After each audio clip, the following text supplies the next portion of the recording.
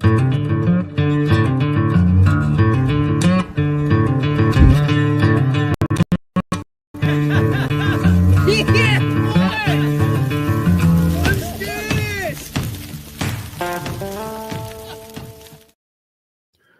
evening. It's Monday, February 17th, 2025. Welcome to episode 99 of Porterhouse and Teal Live. And greetings to those who are going to be joining us tonight and who are in the chat already. But how are you doing this evening, Rebecca? We'll start it off with hearing how you're doing. Well, I'm doing good. As usual, I'm out with my chickens and picking lettuce for dinner. This evening, or not this evening, excuse me, this past weekend was really nice for me. I enjoyed spending time with family and extended family and friends of family. My brother turned 80 and a big number to achieve. Yeah. And so it was really nice to visit with them. And I haven't seen some of them in so long that the kids have grown up. They were just... I don't know, 5, 6 years old, and now they're driving cars, and so that was really nice to see. Visit with them.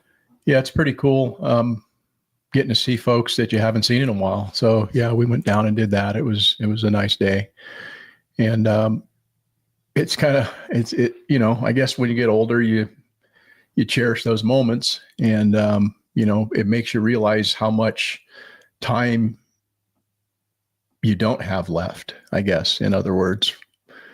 Well, for me, and this is kind of on a sad note, I guess, because I'm so much younger than my older siblings, I want to spend time as much as I can because they are getting older, and I know that I don't have that much time left with them. And eventually, I'm going to be the one that's left. Right. And it's something that makes me sad, so I want to cherish the time that I have with them. Yeah. It's really, I don't know. It's just it's a really important thing to do, is spend time with family. And if you do have any, issues that are outstanding with members of your family, try to mend those fences and, because life is, again, it's short, especially when you get on our end of it and start looking in the rearview mirror and you realize, man, I don't have much longer to go. And that sounds, but I don't know. It's just something I've thought about, Right. Well, because we talked about life expectancy. The average age for a male in the United States is 78 years old. And so if you are 56 years old, you've got about 22 years left to go. And that's going to go by in a flash. And I know that I'm over 56. I'm almost 60. And you've been 60 for like about 3 years. I'm working on it. Yeah. But, it's just one of those things that you kind of, as you age, you get a little bit more, I don't know, thoughtful about things like that. I was actually, let me say hi to Bill Warner. He's in the house. How you doing, Bill Warner and Atrides? Good to see you guys this evening. Hello to all of you. Yeah. One of the things that I was going to say is we've talked about how we do a Thanksgiving picture every year. And so this time at my brother's birthday party, they actually did a group picture, which was really nice because it captured a lot of folks in it. Yeah. Atrides says that she is 180 degrees opposite of her father in politics, but both make an effort to not let that intrude at all. And, it's interesting. That's become more of a contentious issue in recent years. I know that it used to not be, where you could have a conversation with somebody and, you could disagree about certain things. And you could be 180 degrees opposite of each other. One person could be very liberal. The other could be very conservative. And it didn't cause people to go in opposite directions, but that's kind of changed. In the last few years, you've seen a lot more people having issue with not being able to have conversation and even be around people who have that, polar opposite view politically. So yeah, that's good that you make that effort. I was going to mention, now that we're talking about age, I was this last week, very interesting day because Rebecca and I have been retired for now going on our 9th year. We retired in 2015. And it's 25, so almost 10 years. Oh yeah, I guess so. We're going on 10 years, I suppose. But it's something that I've always enjoyed, and it's always something that I looked forward to when I was working, and I never had a hard time adjusting to being retired. And I ran into a guy in the gym who used to own the gym, and I hadn't seen him in a while, and he's, we had a little exchange, and it was nice to talk with him because I hadn't seen him for quite some time. And he said, "Oh yeah, I retired." And I said, "Well, how are you liking it?" And he's like, "Well, I'm really having a hard time adjusting to the, not really having anything that I'm used to doing. I did that for like 43 years, and so he's having a hard time adjusting."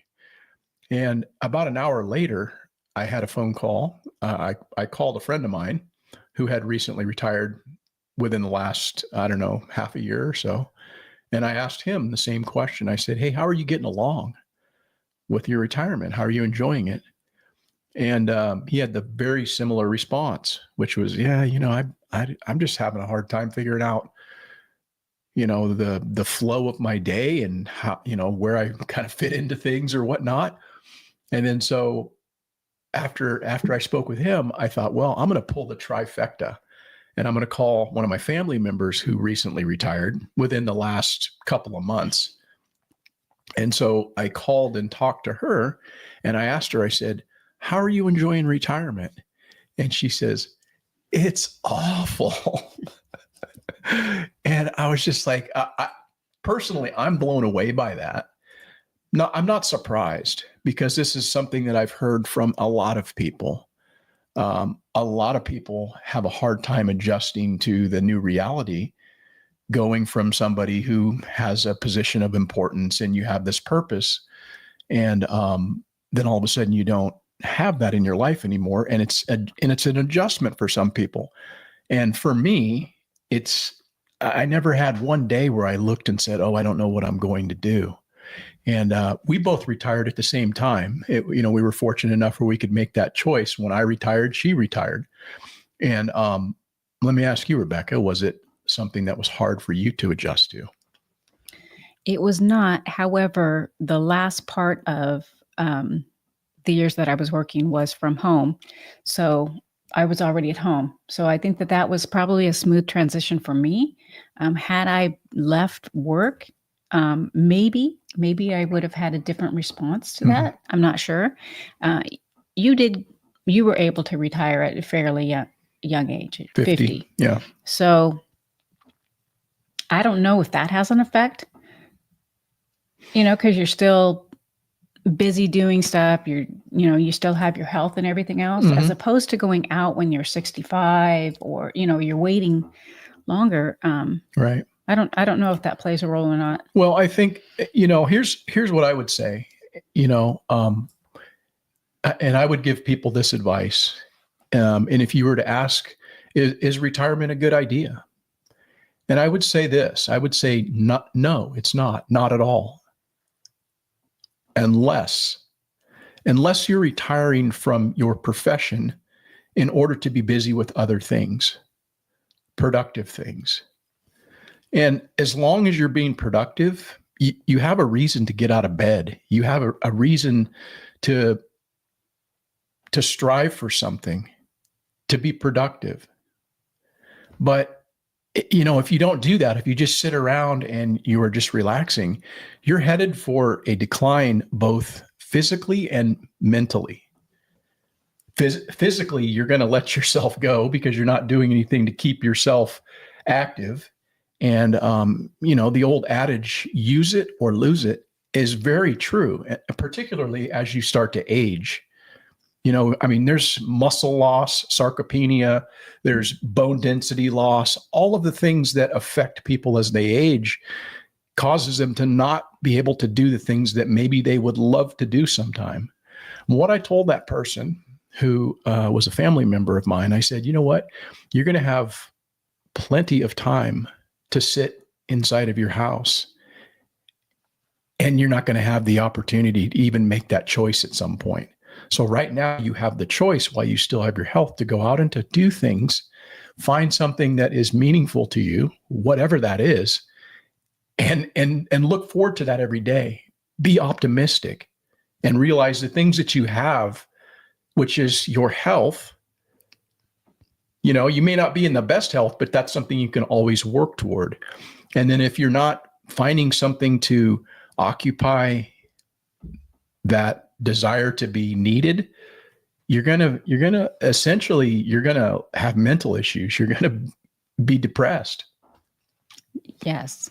And again, there's where family plays a role too. You're able to be involved in your family and be able to do activities with your family. Providing they're close by. Hi to Hogs, by the way. Yeah, Hogs 14 is in the house. How are you doing this evening? So we're fortunate that our children live close by and we're able to see our grandkids, and they have a lot of energy and they help keep you young.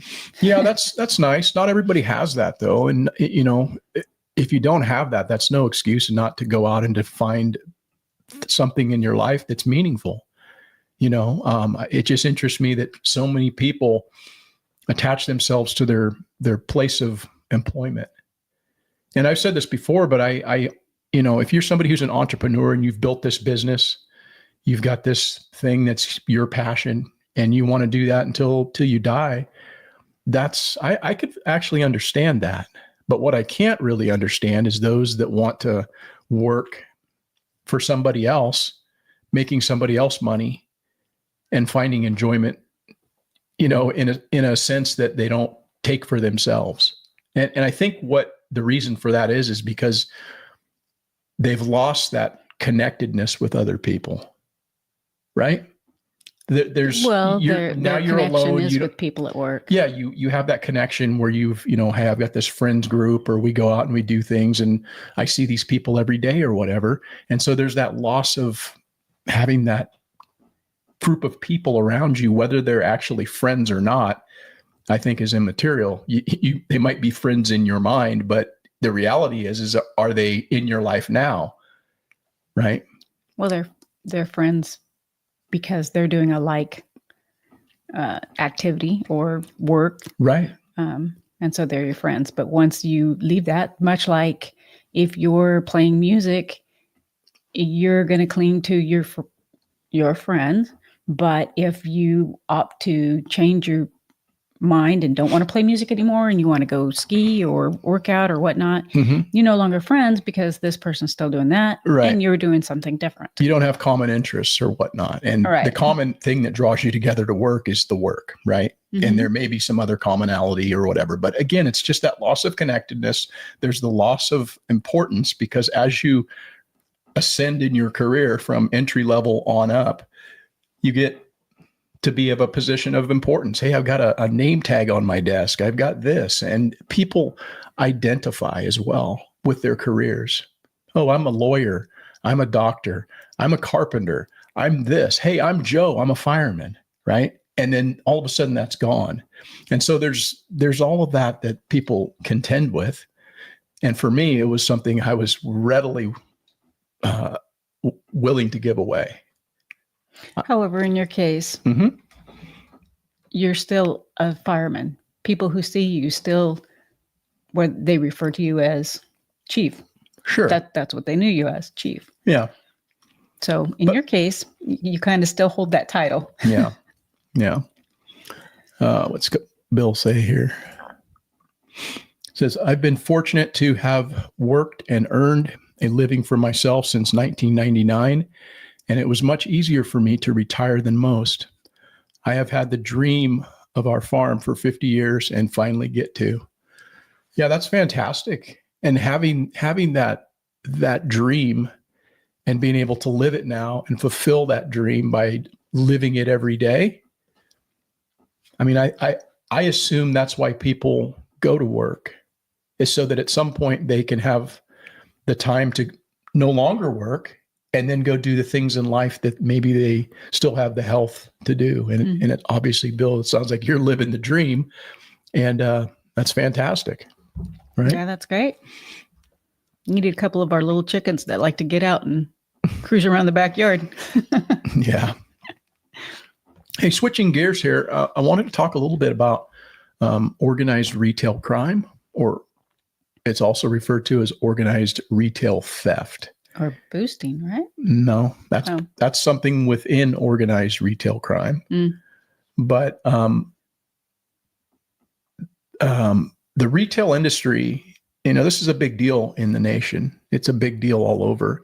It may not be in your small town if you live in a nice area or what have you. It may not be something that you really contend with. But us here in California, and particularly in the larger cities, it's kind of a big thing. And nationwide, the retail industry loses more than $100 billion annually to.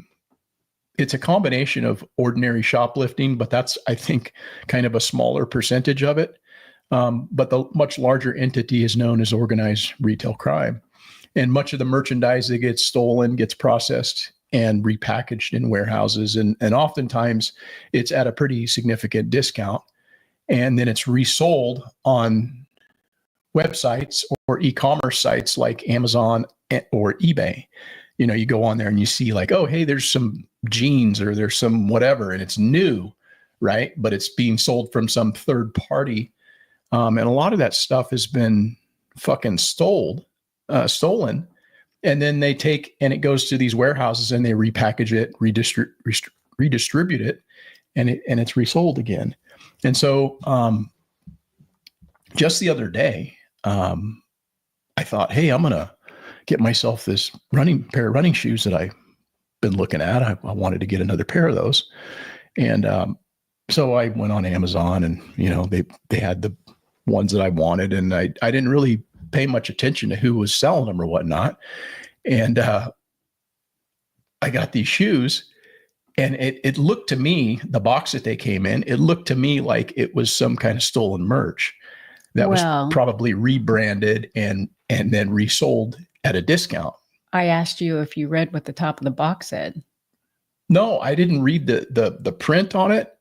But I did see that this is not how these shoes are usually packaged. They don't come like that in the box. Mm-hmm. But what I wanted to show you guys this box. And for anybody who's just listening to this in the audio, I'll kind of describe the box, but it's the same exact size as the shoe box that it would ordinarily come in, but you can see that there's some barcodes. Some of them are kind of generic barcodes that are on the sides of the boxes and whatnot. And then on the top of it, it says, this item has been repackaged in recyclable, frustration-free packaging because the original box was damaged in transit. Now, maybe that's true. I don't know. Maybe it is. But it just seems a little fucking sketchy to me because, like I said, the shoes, I know how these shoes come, and they didn't come like that in this box. They were laced completely different. When they're brand new, they look a certain way. And I know I buy a lot of shoes, a lot of running shoes. So I know. And then there's this sticker on the front. I'll hold that up there. There's a little white tag it's been cut out all janky with like a pair of scissors or something. And then there's a couple of pieces of tape, and it basically just says that it's, what it is, Ultra men's trail running Superior 6 black size 11 shoes. And I don't know. What's your thoughts on that, Rebecca? Do you think? Well, underneath that, the box says small. Yeah, well, the box is small. That's it. If you had a medium box, it would say medium. So that's what that small is all about. That's not regarding shoes or anything that's the box. Well, maybe. So what's your thoughts on what I just said about it being stolen, and what do you think? I honestly, because we've had this discussion earlier, that I'm pretty sure that they're hot. Right. There's a label on the inside, almost like it would be a return label. Yeah. Except for it's not a return label. It's just it's a packing slip. Yeah, it's just a packing slip. And then they refer to those shoes as sneakers. Yeah. Well, I mean, it is what it is. Like I said, I just think it just doesn't look, I think I got stolen shoes, and I will say that I'm pretty happy with them, but it makes me question whether or not I personally should be more discriminating when I'm purchasing online. There's a tremendous amount of things in this state that are locked up in stores that used to not be locked up, and I don't know if you guys are seeing that in your local areas. But this is all due to that increase in theft, not only just the average ordinary shoplifter who's just walking out of the store, but these organized retail crime syndicates where what they're doing is they're kind of preying on junkies on the street, people who are drug addicted. And what Rebecca was talking about earlier when she mentioned boosting, that's what it's called. That's the street term for somebody who's going to go in and get some stuff for the people that's requesting it. They're actually going to do the crime. Yeah, they're going to go and they're going to steal it. So if you've got a junkie, and I've seen some programs on this, is how I know. It's not like I'm, into this thing or whatever, but sure. Yeah. Junkies might have like a $20 to maybe $50 a day drug habit. And then what they do is they get a shopping list from the person who's going to supply them the money for that drugs. And then they're going to basically give them what they steal. They go in and they get the merchandise, give it to the person who's called the fencer. And then the fencer pays that person, but they only pay them pennies to the dollar. So they might steal, hundreds or maybe even close to, thousands of dollars worth of merchandise, but yet they're only being paid $20 to $30 or whatnot, just so they can get their fentanyl and whatever other drugs they're using. Mm-hmm. And so it's a real huge problem. It's tied directly, a lot of it, into the drug cartels. And it's big business, not only here domestically, but with all the illegal alien traffic that we've had into the country, it's going to be a problem. And I'm questioning whether or not, Trump, is he going to do anything about it? I kind of assuming that this is going to be something that you might hear him talking about and hearing his administration trying to tackle and deal with, because we have a huge problem with all the illegals that are in this country, and those people aren't going to be able to get employment. So what are they going to do? They're going to go out and start stealing more shit because it's an illicit operation, and they're going to be working in the shadows now that they're going to be being deported. So it's going to probably be something that will be increasing, but I just think for myself, I should probably be a little bit more discriminating purchasing things online, right? Yeah, definitely. What do you think, Rebecca? Let me ask you, what would be the best way to reduce the problem with organized retail crime? What would you do? Well, I think that the police ought to be able to do their job again. Mm-hmm. I know that we've talked about the prisons are full, but that's a tough one. Honestly, there should be security if it's the stores hiring outside security to protect. Mm-hmm. I also think that they should do possibly away with the tables that are out in front where the junkies kind of sit and sleep, and kind of deter them to be somewhere other than out in front of the store. Yeah, I think you're nibbling around the edges, quite honestly, because they've done a lot of those things in a lot of places. Let me tell you, the other thing that I think really needs to go away is the self-checkout. Mm-hmm. I see far too much stuff go through the self-checkout. Yeah, that's a big loss for stores. Absolutely. But, stores are constantly trying to do things to deter that theft by putting people, hey, can I help you? That's why you have people walking up. Hey, can I help you? That shows visibility. That shows that they're watching you, which is a deterrent. When they have people that, hey, how you doing? Can I help you? That right there is a deterrent to people. Like, oh, people are watching me. If you've ever been in Home Depot or any of these Walmarts where they've got the little cameras up that say, hey, you're on camera, right? You walk down the aisle and there's a little fucking monitor up there that like goes bing when you walk by. So it tells you that, hey, you're on video, you're being watched. These are all things that they're trying to do. But again, I think that right there is nibbling around the edges. What I think needs to happen is very similar to what needs to happen from what the standpoint of, look at what Trump's doing right now. I mentioned this before Trump even did it, but I could see what Trump was going to do. He's not going to go after the small shit. He's going to go after the people and the countries who are facilitating these illegals coming in. So he's been punitive with Canada, and he's been punitive with Mexico because they're our neighbors. They're letting these fucking people in here, and they know it. They're probably profiting from it. So Trump is smart enough to know, hey, I'm going to go after the snake's head, and I'm not going to nibble around the tail. I'm going to go right after him. And so what I would do in this instance, go after the e-commerce sites, go after eBay, go after Amazon. Make it harder for them to sell merchandise. If you're the small person, if you're the person who's maybe selling a couple of pairs of jeans on eBay, right? You go to yard sales and maybe you want to sell a few items or whatnot, then you make it a little easier for those people. But people that are selling thousands of dollars worth of merch, they're going to have to jump through some fucking hoops, and they're going to have to be looked at a little bit more discriminatingly. But I mean, for me to get this box in the mail that looks like some sketchy bullshit for a brand new pair of shoes I bought off Amazon, that right there is a problem in my way of thinking. If I was cracking down on something, I would crack down on eBay, I would crack down on Amazon and any other e-commerce site that is selling this stuff, because that's how it's getting distributed. Mm-hmm. Right? So that's my solution. There are some comments that maybe see if you can get caught up with what we got going on here. TRC's in the house. How are you doing this evening? Good to see you.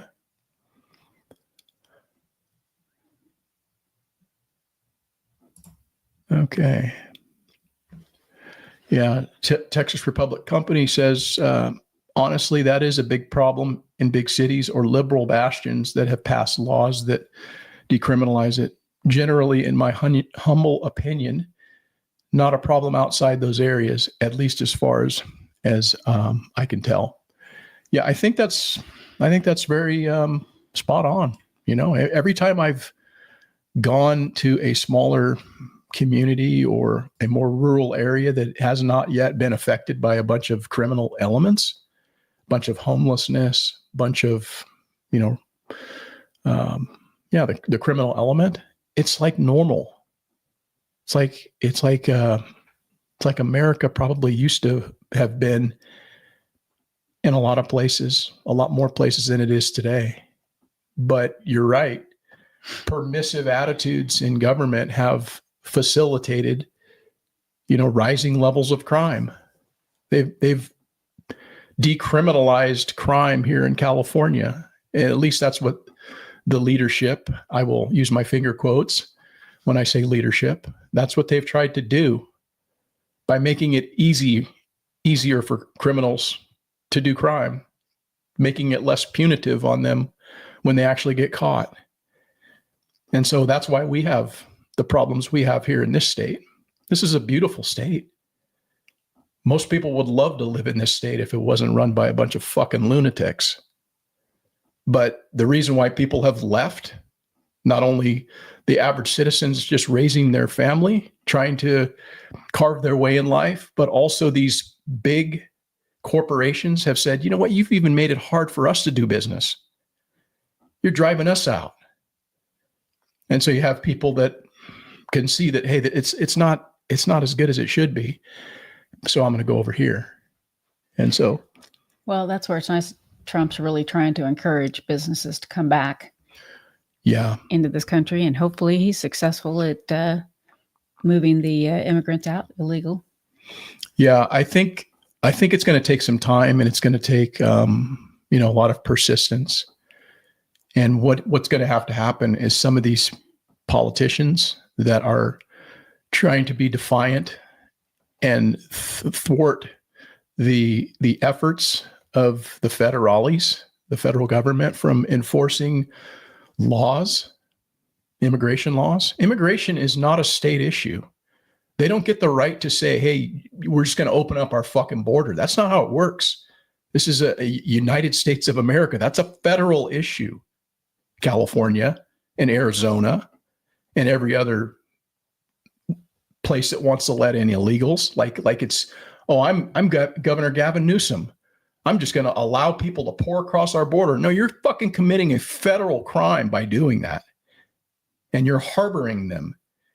And you're taking money out of actual taxpayers to fund that bullshit.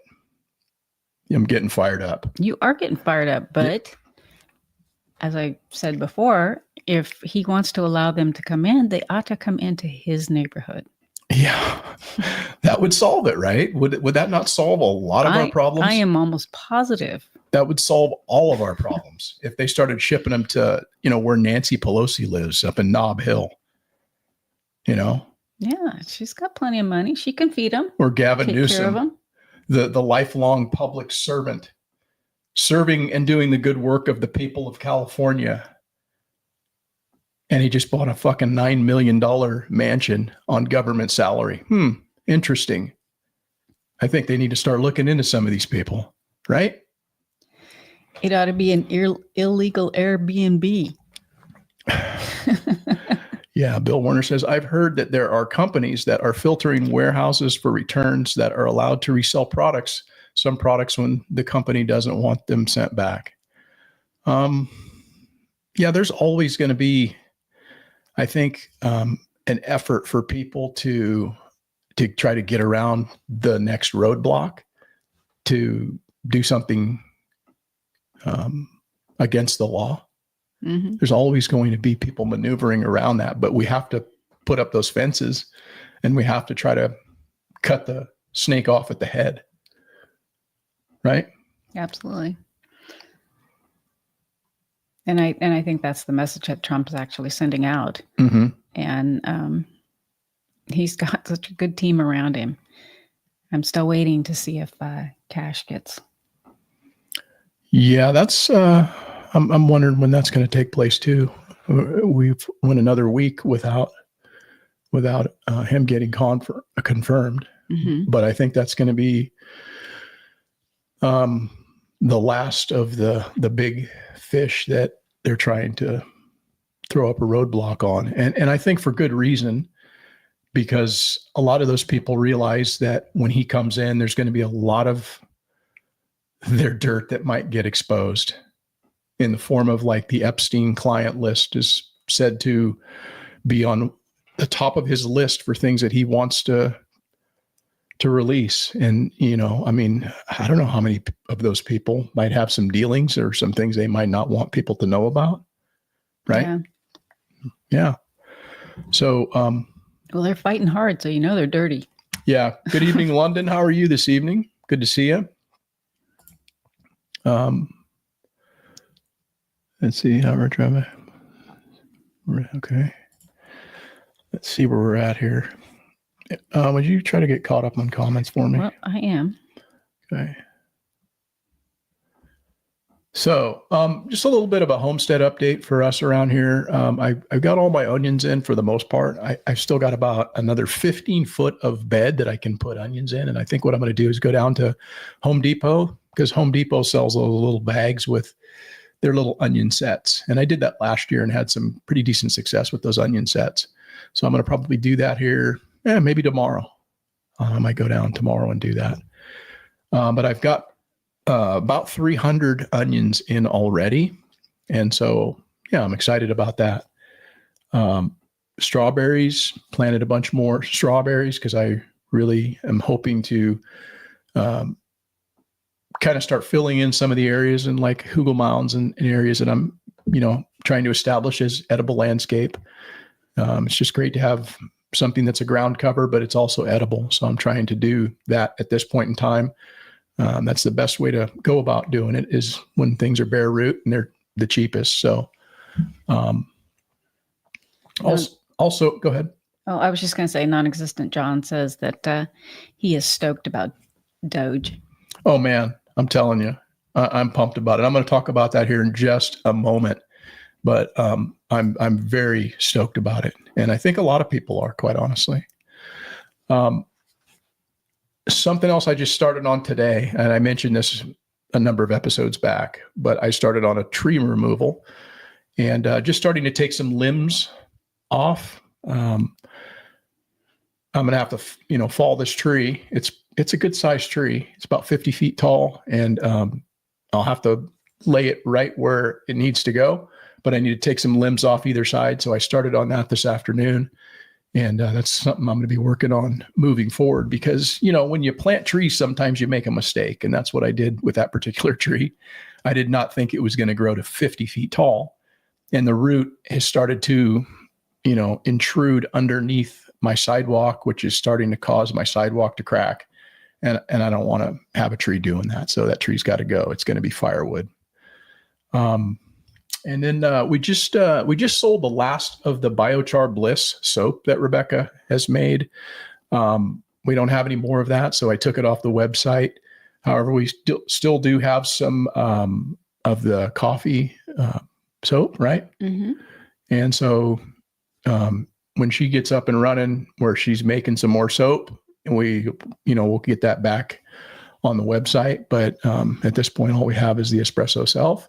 But we just sent out some to Oklahoma, or we'll be sending it out tomorrow, some comfrey and some soap and stuff like that. So that will be forthcoming on the way. But today is President's Day. So yes, it was going to go out today. However, yeah, everything's shut down. Federal government, they're so efficient that they don't miss a holiday, right? So, and then I also started this week butchering some of my chickens, some of my non-productive birds. And we got those chopped up and freeze dried and made into dog treats. So we got, bag of chicken feet and, a bunch of chicken meat and stuff that she ran through the freeze dryer. And that will be going to Ellie Mae. But we've started to cull some of those less productive birds. And I had some Q&A this week, and that was one of the questions that I actually had somebody ask me. So let me pull that up so that I can get to that real quick. So TRC says he was originally from California, but does not plan on coming back if the Dems are in charge. Yeah, I think, man, I don't know, that something's going to really have to change in this country to get the cancer that has become the Democrat Party out. I mean, and I don't see them losing grip here in this state anytime real soon. And part of the reason why that is because they've cheated for fucking years. This is a sanctuary state, right? So they say. No, it's a fucking sanctuary state. It was made a sanctuary state by the governor a couple of years ago. Right, but not Jerry Brown. But not necessarily by the people if they were voting for who they actually wanted. That's what my point is if this was not a sanctuary state and we didn't have a legal alien on the rolls, right, that are mm-hmm. voting, you probably could have that change, but that's why they're fighting so hard for it. So let me get to this question. It's Lori 2182 asks, and this was a short where I was kind of indicating that, I had some unproductive birds, and she said, how do you know which ones are unproductive? And I just replied to her and I said, mostly by age.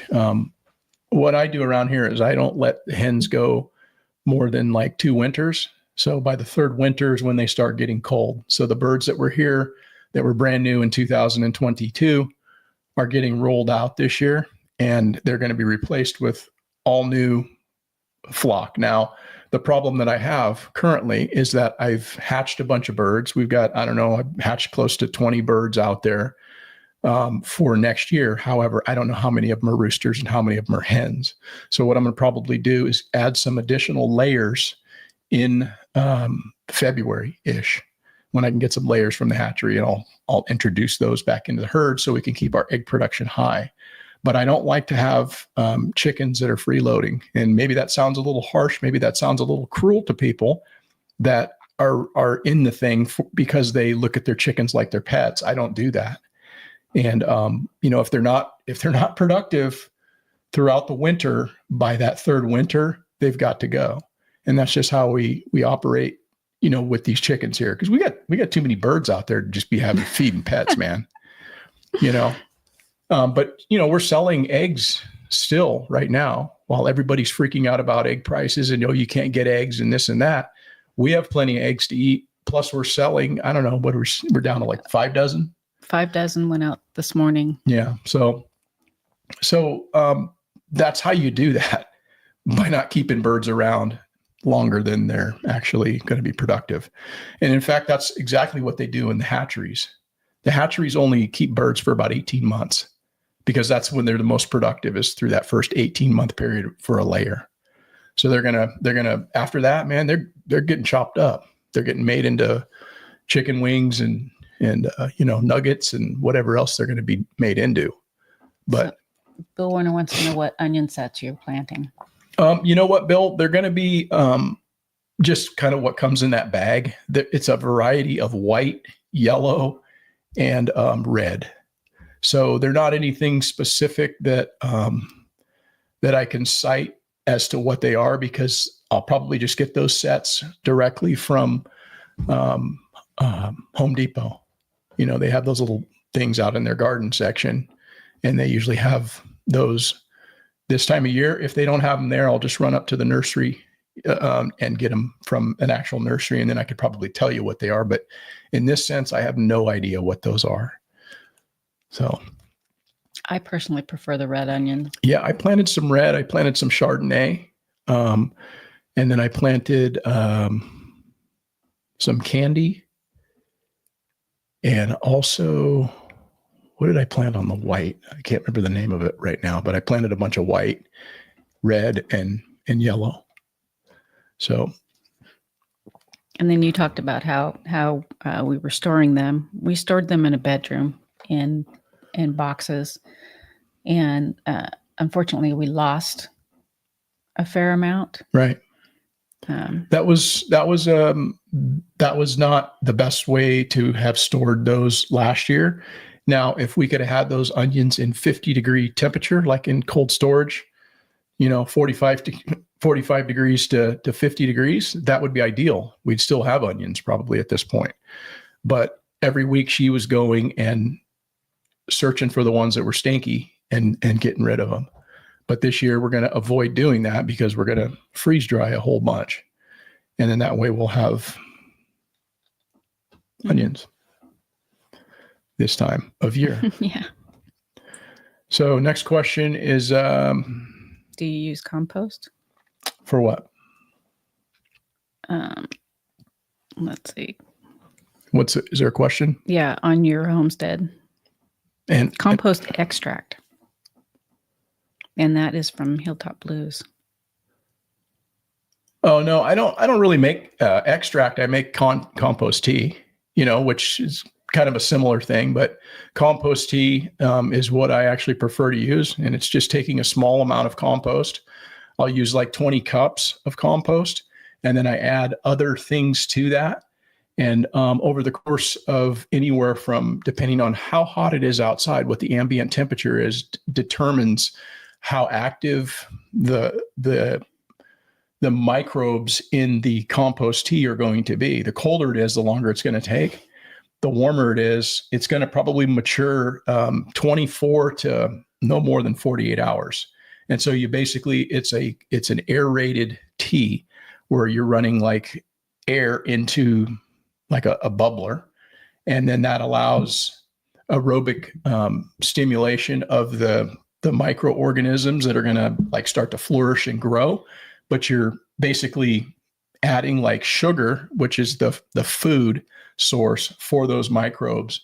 And so you can take a very small amount of compost, and then you can multiply the microbial activity or the microbes within that small amount of compost. You can exponentially grow the microbes by doing that. And then I just take and I apply that. It can either be applied as a drench or, like a foliar like drench or spray, or directly, into the root system, which is generally what I do. But I will start making some of that shortly. But no, I don't actually make the extract. Some people do, and that's just not something that I do. Skane's Girls just joined us, so hello to her. Good evening, Cindy. How are you this evening? Glad to see you. And London says he just processed his first bird. Oh, cool. Yeah. Is that one that you're going to be eating, or is that one you're just going to like, what are you going to do with it? Yeah, that's lots you can do with it, right? Mm-hmm. The thing about processing layers for me is it's not worth like trying to pluck them and stuff and gut them because there's just really not that much meat there, So I just take the quarters, I take the thighs, and I take the breasts and the tenders. And sometimes if I'm feeling like ambitious, I'll take the drumettes. But on these ones, I didn't bother with the drumettes because it's, you're just getting a little tiny drumette and it's just extra work. I just didn't worry about it. London says he's going in the crock pot, so it was a rooster. Oh, cool. Yeah. Yeah. You definitely need to cook those for a minute if they're, more than a couple of years old. So they get kind of chewy. I actually was thinking about maybe doing some grinding too. We'll see what, how many I actually need to butcher on this next round or whatnot. But I mean, you can make ground chicken with them, you run them through a grinder, Mm-hmm. So, you don't have to try to like boil the shit out of them and make chicken and dumplings and then try to gnaw on them like, hey, this is pretty decent or whatever, but you can grind them up and make ground chicken and do whatever you do with ground chicken, put it in some spaghetti or, Mm-hmm. This one was from Mike 4455. And he asked, this was regarding compost in the compost yard. And it says, why do mine tear the whole pile apart? I have to keep them covered most of the time. And I wasn't exactly sure what he was asking, but yeah, that's what chickens do. They're going to start to dig whatever pile is out there. And, for me, if I'm trying to run a hot pile, I'm trying to run a hot pile and I'm doing the turning, then I'm going to try to keep that thing covered so that they don't blow it apart, because you need that mass. You need it to be a certain size so that size helps to provide that cover and insulation for the activity on the inside as the pile is heating up. So you don't want chickens blowing it apart in that sense if you're actually just trying to make a hot compost. Now, let me just say this, unless your hot compost is larger than like 1 cubic yard, if it's getting to be like a large pile that you might turn with a tractor, hell, you might not have to worry about trying to cover stuff up, because you can have a pile that gets larger and you're still going to have enough mass there and enough cover where you could let chickens get up on the thing and do what chickens do. But if you're just kind of small scale, doing something in a small area, with a few chickens, they're going to start to blow that pile quite apart quickly, which is going to defeat the purpose of trying to heat it up and make hot compost. Oh, sorry about that. No, good. Oh, I was just going to say, William Zeckley said that he had a blessed Valentine's Day and got some 12 hens and a rooster. Oh, nice. And they're already producing. Yeah, got 12 hens, 1 rooster. They're already laying. So yeah, that's good. Yeah, love it. I had a wonderful Valentine's Day too. My grandson made me a bracelet and a gorgeous heart ring. Yeah. That was pretty sweet. That's the beauty of kids, man. Sometimes it's like some of the stuff they do is pretty priceless, Bill Warner says that his wife has recently started coarse grinding chicken and it's fabulous. Yeah. Why not? Right. You could add some good spices to that or whatnot. And, yeah, it's nothing wrong with that. Skane's girl says she has a couple mini hens. Mini hens. What's a mini hen? You'd have to ask her. I don't know what a mini hen is. Let's see. Some of my hens wouldn't be worth the time. Tambra had a that snuck a couple hundred rounds. I got a couple of mini hens. I guess I think she's referring to having some small chickens, right? Yeah, the other thing that I would say on that issue with that pile too is, like, in the wintertime, I don't really have the correct ratio in my chicken yard because I don't have enough of the the nitrogen that I'm looking for, the right kind of nitrogen. And I typically get that in the spring all the way through the fall. But in the wintertime, I'm real light on that. So I really want my chickens to blow apart any piles that I have in there because they're very carbon heavy, let's just say. And so, whenever you have a pile, that pile needs to be somewhat aerated. And so I actually want the chickens to go in there and turn those piles. And so I don't cover anything in the winter. And that's all I really wanted to add to that. So I'm not sure if Bill is saying that your method of compost is very similar to the chicken tractor on steroids. Your method of compost is very similar to the chicken tractor on steroids. You mean what Billy Bond does? My method of composting is quite a bit different than what he's doing, if that's what you're referring to. He's doing more of kind of a hot compost, one and done type of a thing. And then he moves his chickens along the way. They work the pile and then he moves his whole thing. At least that's how he was doing it last I saw. Mine is strictly in the chicken yard, and the compost stays in there for a long time. I mean, my compost I've got compost that's over a year old in there right now, and I'm still using it. And it's just it's a continual process of allowing the compost to mature. I'm not in a real big hurry with regard to composting. And I've spoken about this before, but it's more about, you really have to be completely understanding your ratios and doing everything just right so that, what you're producing on the other end is a little bit more, I guess, mellow, a little bit more what nature might try to replicate.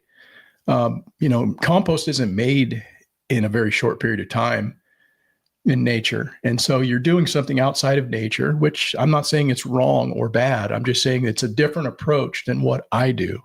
I tend to take my time with it and I allow it to have its time for nature to work on it. And then what comes out the other side is, generally speaking, pretty balanced, pretty mellow. And that's just how I go with it. But let's see here. Let me get back to these questions. I think I had one or two more. Somebody said, it's Jordan White, 5470, asked, not sure what you mean by waste streams. Could you explain? And, a waste stream is, it's basically anything that might be discarded by someone, and then you get it and then repurpose it in another way. So, for instance, I get something that would be discarded, maybe contribute to a landfill, maybe not be used at all. Something like the feedstock that I get from the mill, which I turn into biochar. That's a waste stream. Vegetable produce that we might get from, a store or a food bank, that's going to go into a landfill and contribute to that. Instead, we're going to take it and we're going to use it for feeding livestock or converting it into compost, which is going to go back into the soil. So that's a waste stream. And there's plenty of other organic materials like leaves or wood chips or lawn clippings or pallet sheets. Essentially anything that's going to be discarded and could be repurposed would be considered a waste stream. And so that's what I was referring to there. Go ahead. Oh, I was just going to say we have Bird Lady Speaks who joined us. Hey, what's up, Bird Lady? Haven't seen you for a few episodes. Welcome. Yeah. Good to see you. This person said citrus is bad for chickens. Pretty sure I saw some grapefruit in there. And this was a short that I had put out where, we'd gotten a load of, food from one of the stores that we get food from, and bunch of different fruit and vegetables and things like that out there. It was a real smorgasbord for the chickens. And this person was saying that they thought they saw some grapefruit in there and that citrus is bad for chickens. And I've spoken to this again many, many times before, but our chickens have access to like basically everything, regardless of what has been included into the list of forbidden items. right? There's a ton of things that people will tell you, oh, chickens can't eat this, or they can't eat this, or they can't eat that. And they basically eat everything we don't want to eat. And everything in between. So they're pretty smart, despite the fact that their brain is very tiny. They don't have much intellect. But one thing they are pretty good at is knowing, like, hey, if I eat that, it doesn't really agree with me. So I'm not going to eat that anymore. And if you provide chickens or any animals with plenty of options, they generally speaking will choose the correct option. That's just the reality of it. And so there's a lot of people that might have read something in a blog, might have read or seen a video on YouTube or a short or a reel where somebody's saying, oh, you shouldn't feed your chickens this, and this. For people who have been feeding chickens for fucking 50 years and they've gotten everything under the sun out of the kitchen and the chickens are just fine, I'm going to say, don't do what I do, but I'm just going to tell you what I do. And then you can make the determination for yourself whether or not that's right for your chickens. That's how I approach that, right? Mm-hmm. People can do what they want to do, but I'm just telling you that, don't always believe the shit you hear on the internet, because a lot of people have a lot of opinions. There's a lot of experts out there. And the only way that you're going to find out what works for you is for you to go out there and to do that yourself. Maybe make a few mistakes, but you're going to find out what works and what doesn't, and what's true and what's not. And it's true. They'll leave it if it's something they don't like, or they know it's not going to be good for them, they leave it and it just kind of works its way into the piles and becomes compost. 100%. Yeah. It's just diversity, man. They want an option to what to eat. They don't want to eat the same bullshit all the time. And if they're like, hey, look at that, some citrus, let me peck on it. Oh, yeah, I like that. Or I don't like that. This is something that we talked about before, and I don't know, I guess I have too much time in the kitchen, but we talked about roosters can't hear themselves crow. Mm-hmm. But if you have more than one rooster, then right? Yeah, he's like, so kind of loud. What is that noise? Yeah, you do have too much time in the kitchen. and this is from Melissa Common 6465, and says, we heat with wood and it burned in the wood stove. Can I take out some of the coals before they are burned to ash and cool them to make biochar now in the winter, then add them to my chicken coop in the bedding in the spring? And I said, and this is what I responded to. I said, extinguish many of your coals before they are fully consumed could be an option, although it's somewhat time consuming and a little bit probably messy if you're doing that in your wood stove, in your living room, or somewhere in your house. I said, what may be a better option is, getting a small container. And I saw this actually done with Edible Acres did this, and he was just experimenting. And if you're just looking to do something small batch, this might make sense. This might be a fun experiment for you, but you can go get like a hotel pan, one of those little small stainless steel hotel pans, or something similar. That's a closed vessel with a lid or a top, not closed completely. You need to have the gases be able to escape. So you could take, and if you have enough room in your firebox, essentially put some feedstock within this vessel, put the lid back on it, put it back in your firebox as your coals are, your fire's burning down, right? And then you're utilizing the heat from your wood stove to process biochar, and you're not having something separate, creating a fire separately, but that fire is actually heating your house and you're making char at the same time. So you're function stacking. That might be a fun experiment. I think it would probably be a lot cleaner and a lot easier to do than actually taking the coals from your wood stove and trying to figure out how to cool and quench those. But yes, you could do that. Now, bear in mind, the product that you're going to get is going to be probably less pure than what you might do in something that's a closed system like a retort. But essentially, that's what you would have as a good form of char, biochar, to crush and to put, somewhere in your garden or however you want to use it. But what's going on? You should pull up Bill Warner's comment right down on the bottom. Mm-hmm. Bill Warner says, if you find out as a sheep farmer that truckloads of onions are cheap and they will eat and survive through the winter in the Northwest Oregon, doesn't mean they are going to be edible. Edible for the sheep or edible for people? Huh. I don't know. Onions are pretty hardy things. Mm-hmm. I might use them, right? Onions? Yeah. Yeah. I mean, if for the most part an onion is good and there's some kind of soggy parts, I honestly cut the soggy part off and use the actual. Well, yeah, absolutely. So anyhow, that was it for Q&A. Let's jump into a liberal or conservative, where I will read you a quote, and it will be up to you to determine whether or not this is coming from a liberal or conservative, Rebecca. And I would encourage those that are listening to play along as well.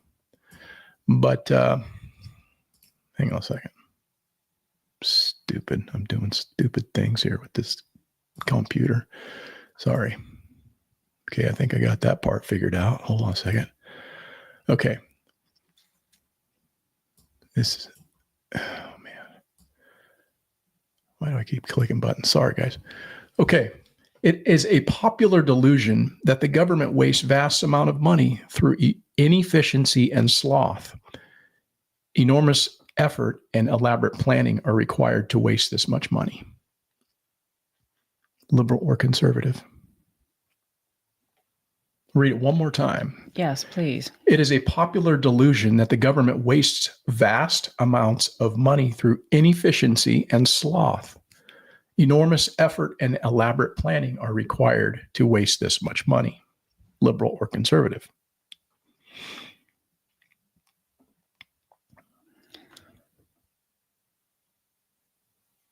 I'm not reading it again. I know. Okay, I'm going to say conservative. All right. I'm going to say conservative. Yeah, I would say that's probably a pretty conservative sentiment. I would agree with that, right? He's poking fun. It leads you in one direction, saying, "Oh, it's not true that government does this through inefficiency. They're very efficient at wasting money." So yeah, I would attach that to somebody who's conservative. Now, that quote came from a guy named P.J. O'Rourke, who was a political satirist and had written more than 20 books and was somebody who was known in certain circles, had some fame. But he actually evolved from a leftist anti-war hippie in the 60s into somebody who was aligned with libertarian conservatism. So he evolved like many people have. Many people have started out their life thinking, oh, hey, peace and love. And, everything should be just, everybody should just peachy. They should just not have to do anything and everything's free and everything. And so he kind of changed his tune a little bit as he matured. And I think that's a lot of people's evolution. There's still some people in the country that are still trying to figure that out. Really fighting the obvious choice, to do something that's actually sane and that makes sense and that they haven't been ideologically captured, because it's just odd to me that some people in their party can say something and they agree with it and think it's a great idea. But when the other person in another party says it, it's a terrible idea, right? Yeah. It's somehow, It's not great. So I don't know. Anyhow, one thing I wanted to bring up, because it was mentioned earlier, and this is something that I'm pretty excited about, is DOGE, the Department of Government Efficiency. But before you get into that, I'm going to say with that quote, I think that you had quite a few folks out there that were kind of stumbled on it, such as I did. Yeah. And then after your explanation, they got it. Yeah. Bird Lady says liberal. Texas Republic says liberal. non-existent John said it was conservative. Yeah, maybe I didn't read it correctly or whatnot, but again, that was designed. I think that particular quote was designed to lead you kind of in a certain direction, and then he switched gears on you at the end. Yeah, so that's my hesitant in there. I was just like, wait a minute. Right. Well, here's another quote, just for the sake of really letting this sink in about whether or not he was a conservative or liberal. Now, bear in mind, he did vote for Hillary Clinton in the 2016 election over Donald Trump. But I question whether or not he would have voted with the Team Blue in this last election. I kind of think he would have not. But here's what his next quote that I want to read to you is, and I'll let you decide. At the core of liberalism is the spoiled child, miserable as all spoiled children are, unsatisfied, demanding, ill-disciplined, despotic, and useless. Liberalism is a philosophy of sniveling brats. So, it sounds like he had somewhat of an evolution with that particular quote. But anywho, DOGE, the Department of Government Efficiency, here. Yes. Bill Warner, we retired in Western Tennessee 2.5 years ago and moved here and started our retirement project, raising what we eat. That's awesome. Yeah, that's super good. That's what we try to do. And we do a pretty good job at it. Yep. Hilltop Blue says, used to live OC. What's OC? Not Orange County, right? Have hauled several loads to feed my sheep. Yes. So anyhow, the DOGE. Let's get back to the DOGE, Department of Government Efficiency, because we are all about efficiency. And I'm very excited about the fact that there's somebody who's being as transparent as that they've been. So let me see if I can't pull this up. What am I doing? All right.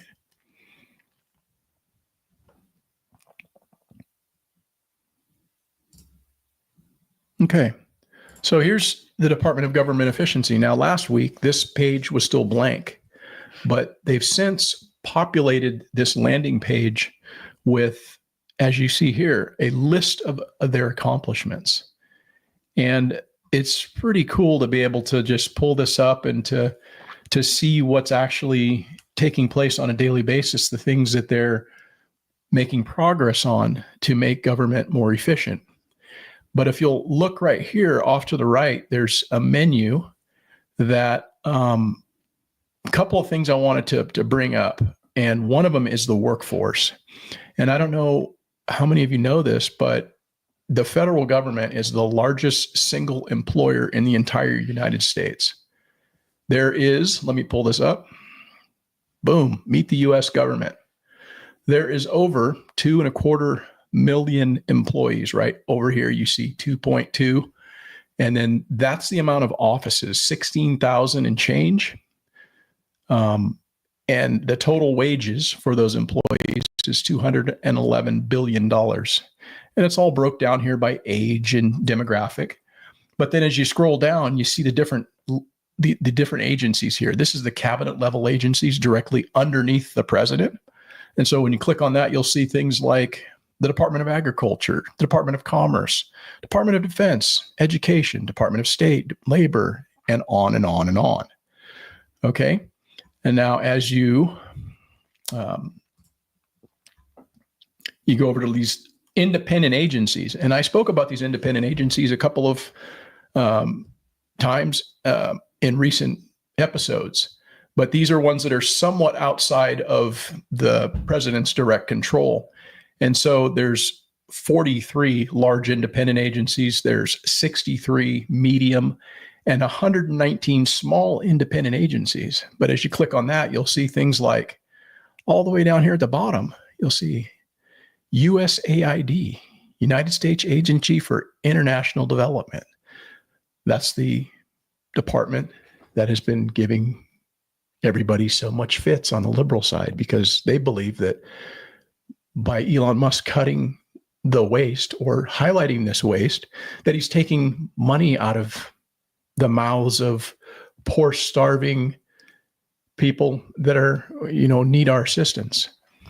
And so, but you see all these other things, right? Securities and Exchange Commission, Small Business Administration, Smithsonian, Social Security Administration, on and on and on.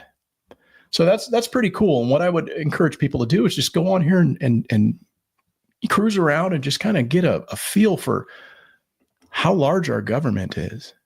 And now we have the ability to look and see this. And it's very reassuring to know that there's people that are looking at all this bullshit and that they're going to be making some cuts.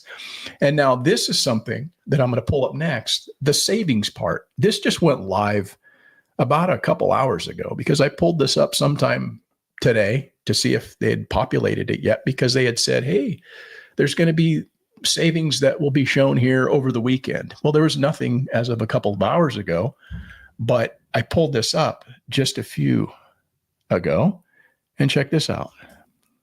Boom, there it is right there. And it kind of gives a summary at the top, that Doge's total estimated savings at this point are $55 billion. And it breaks it down. Top 10 total contract savings, number 1, USAID. And it goes down through the list of all these different agencies. And then it breaks it down into a wall of receipts. So it's all right there for people to take a look at. I can hit see more, and it's going to bring up a whole nother list of receipts. And so I think this is just, it's an amazing thing. Don't you think, Rebecca? It is. It's actually wonderful that we have the opportunity to see this. Yeah, I think I'm excited about it. I don't know about the rest of y'all, but let me show you this right here. Just for example, on this landing page, all of these different little receipts, if you will, or lists of accomplishments. This one right here, I'm going to highlight once I stop sharing, and then I'm going to come back over to here, and let me show. I'll pull this up. Let me show you right.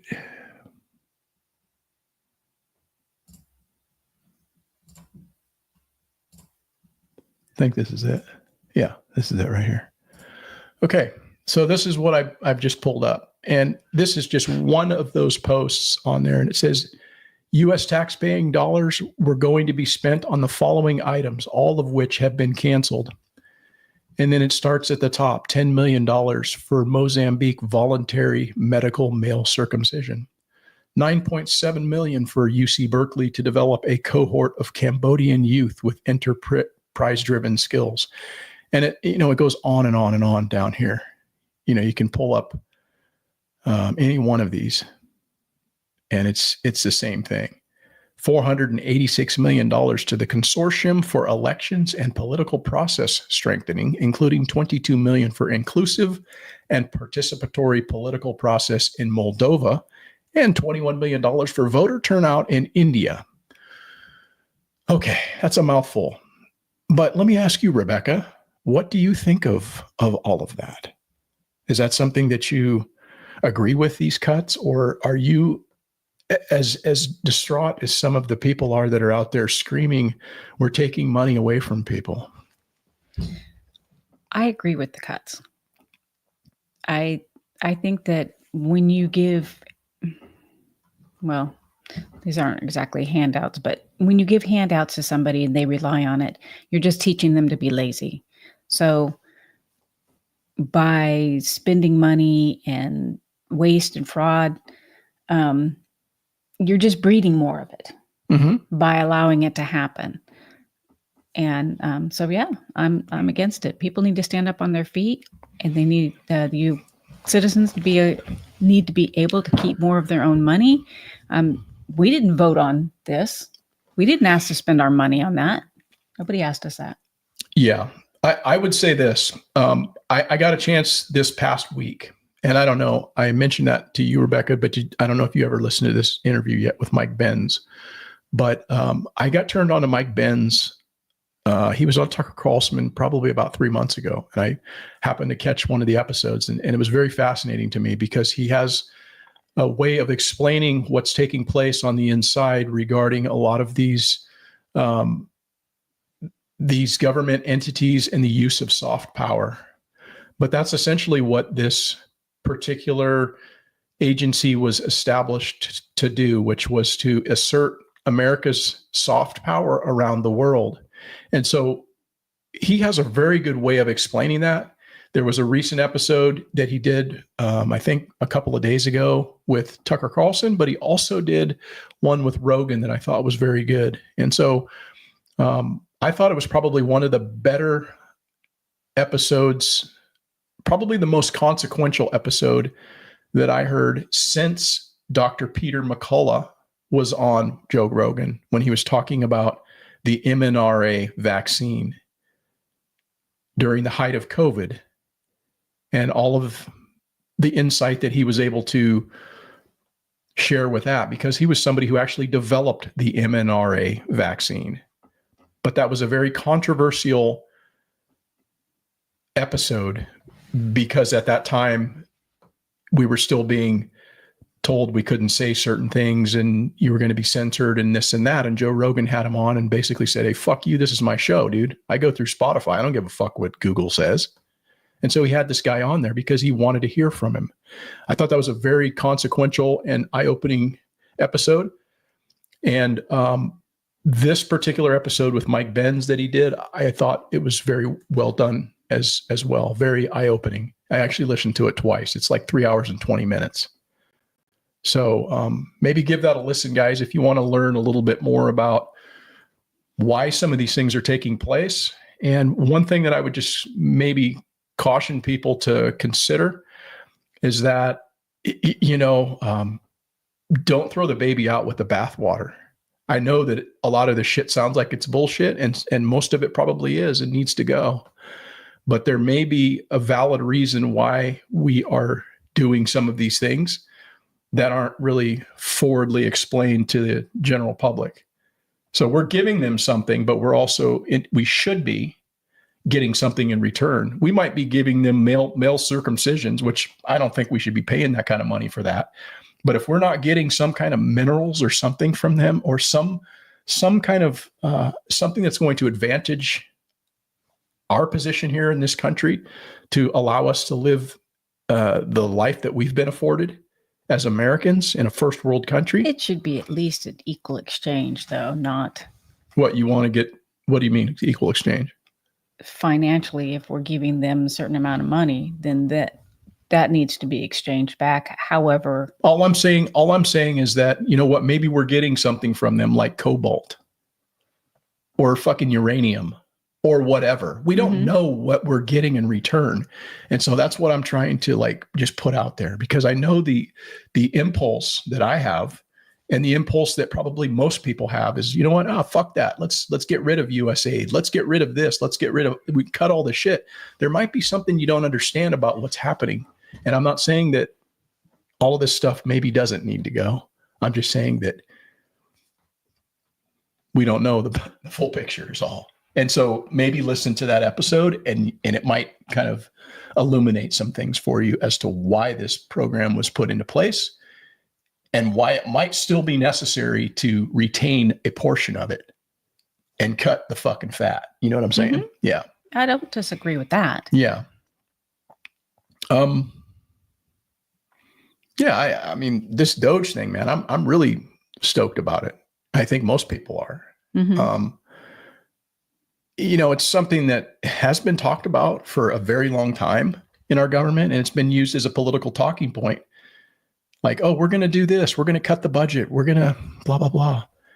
But they have never really done it with any level of effectiveness or efficiency until Donald Trump in this Donald Trump 2.0, President 47. But just take a listen at how politicians used to speak not very long ago. One of the commitments that I made to the American people was that we would do a better job here in Washington in rooting out wasteful spending. We don't need to wait for Congress in order to do something about wasteful spending that's out there.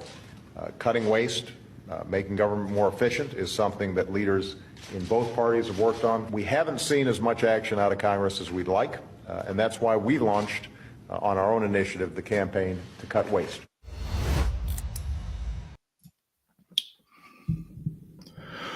Oh, Obama, what a disappointment you have become.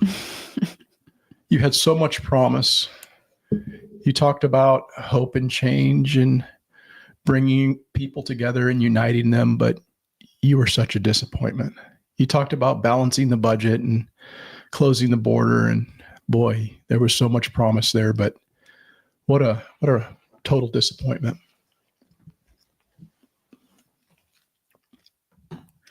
So,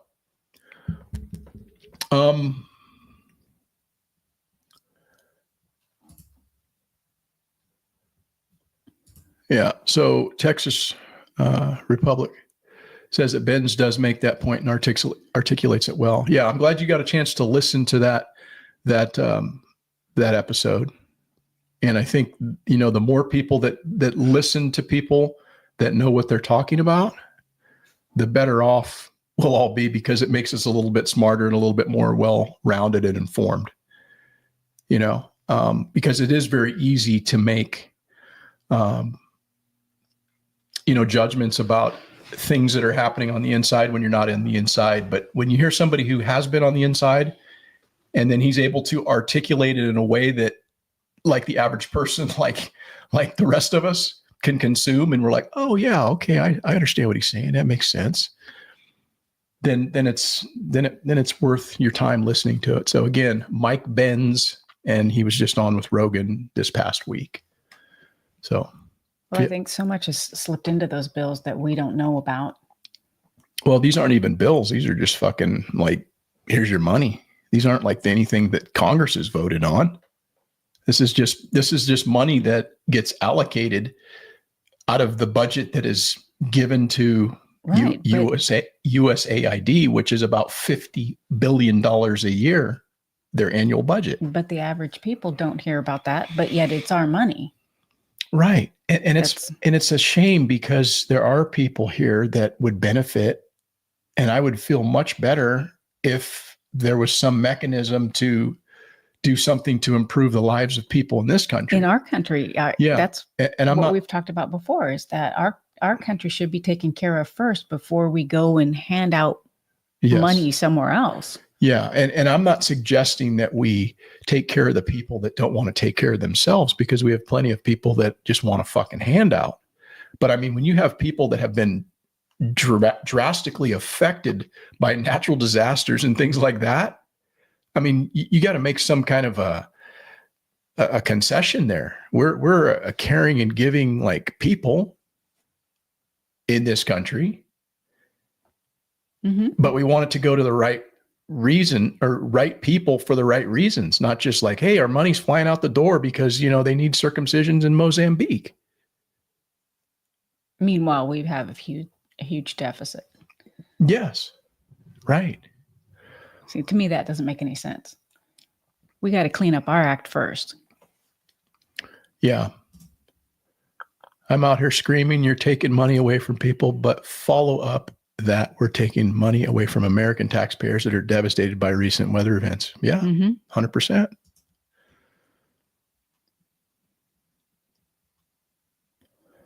Yeah. Bird Lady says that they're still cleaning up. TRC says everyone should care, but when you write an extra check to the feds every year, you care a lot more. Yeah. Yeah, I know, man. I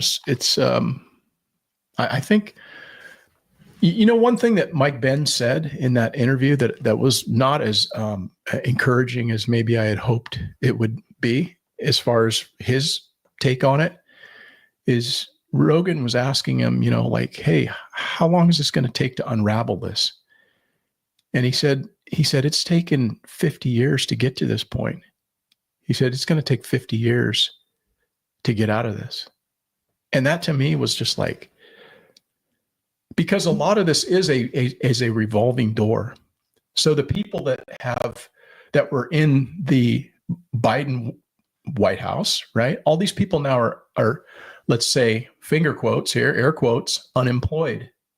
They just lost their job in the federal government, but they're going to roll over into that revolving door into something else, whether that's into a defense contract or some NGO or, you know, in some consulting role that has some tie to the federal government. So they're just lurking. They're just lurking in the shadows through this next 4 years. And so it really is going to be dependent upon the American people and the strength that the average American has to see through the bullshit and to see through all of the lies that the left continues to tell about what's really taking place. Mm-hmm. It's not that we're taking money out of people who need money. Of course, they came out first thing, oh, we're going to cut Social Security. We're going to, you know, you're going to lose your Medicare and all this bullshit. Well, that's their game. And there's certain people that are going to like be stupid to believe that rather than say, yeah, there's going to be people that are going to lose their jobs. You know, they're going to be cutting like a lot of departments, a lot of positions. I saw where they're going to be cutting some of the Forest Service, you know, out of that agency. And, you know, of course, then they're going to, I saw some fucking guy today who doesn't even live in this country talking about all this shit. And it's like, dude, you don't even live here. What are you talking about? What do you have a say about our budget and how we in this country as taxpayers either support or do not support? If you don't even live in this country and you got a fucking opinion about people losing their jobs in the federal government, go fuck yourself. You don't got no say in that. You know? Mm-hmm. So cuts are going to happen and people are going to be losing their positions and losing their job. But see, they're going to they're going to tug on people's heartstrings like, oh, isn't this terrible? Well, yeah, it kind of fucking is. But you know what's also terrible is having people not show up to work for the last 4 years and get a paycheck and work out of their home. Again, finger quotes, work out of their home. What's crazy is some of the stuff that they uncovered, like people who've been dead. They're 150 years old and they're still getting a paycheck. They're doing that right now. That's what's nuts. I mean, I just saw some stuff on like Twitter or whatever. They had a list of like, hey, these are the amount of people that are still getting checks, retirement checks, and they're long dead. Mm-hmm. Like a lot of people. So where's that money going? Might make you wonder how people on a government salary can get so wealthy. Yeah.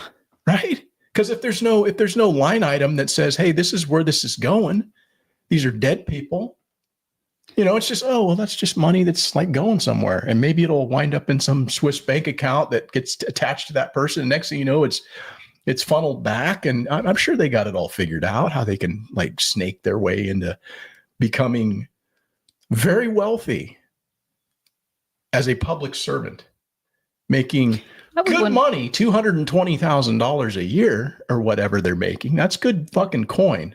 Don't get it wrong. That's good coin.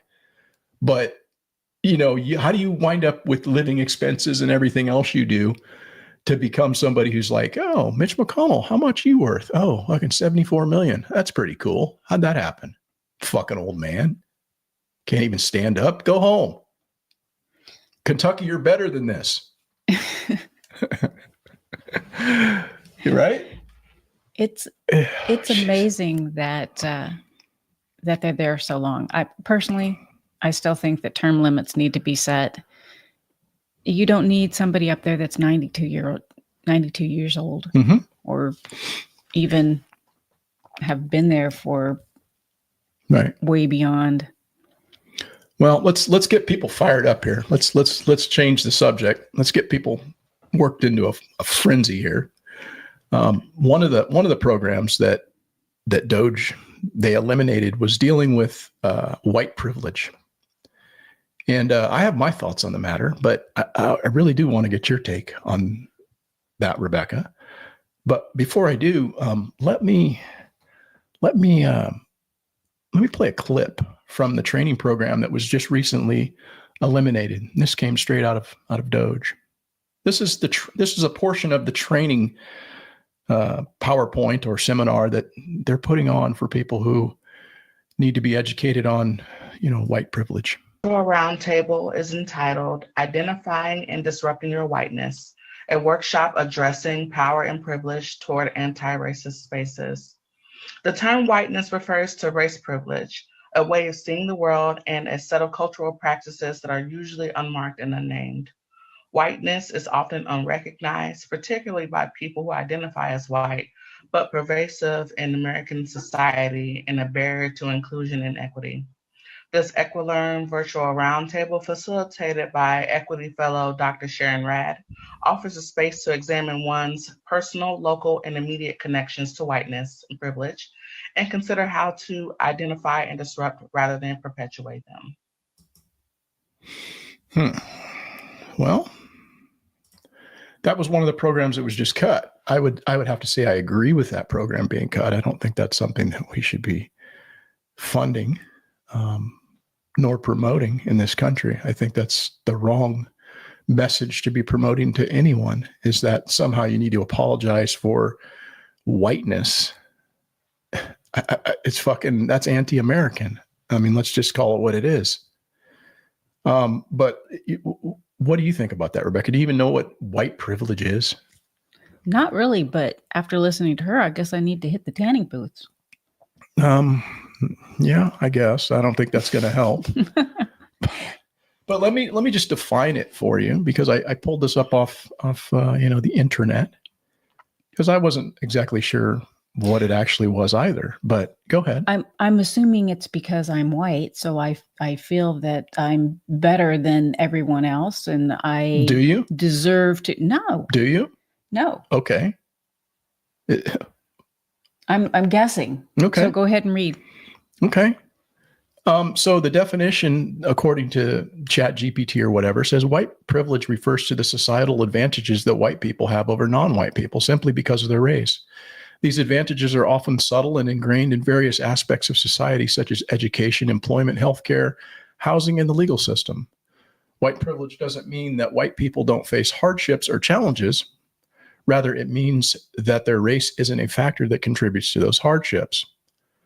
The concept of white privilege aims to highlight the supposed systemic racial inequalities that exist and dismantle them to create a more equitable world for everyone. So you've pretty much answered the question whether or not you have white privilege, right? You don't have it, do you? No. I think that... You think it's even a thing? I don't think it's a thing. I think that if you're going out and you're applying for a job, it should be on your knowledge, how well you perform in that interview, not the color of your skin, not if you're male or female. But if you have all the tasks and you're the best pick for the job, that's the way I view it. Right. I don't think it necessarily exists, but what I do think exists actually is, some people are going to have an advantage just based on who they are. That's just the facts. And here's a perfect example of that.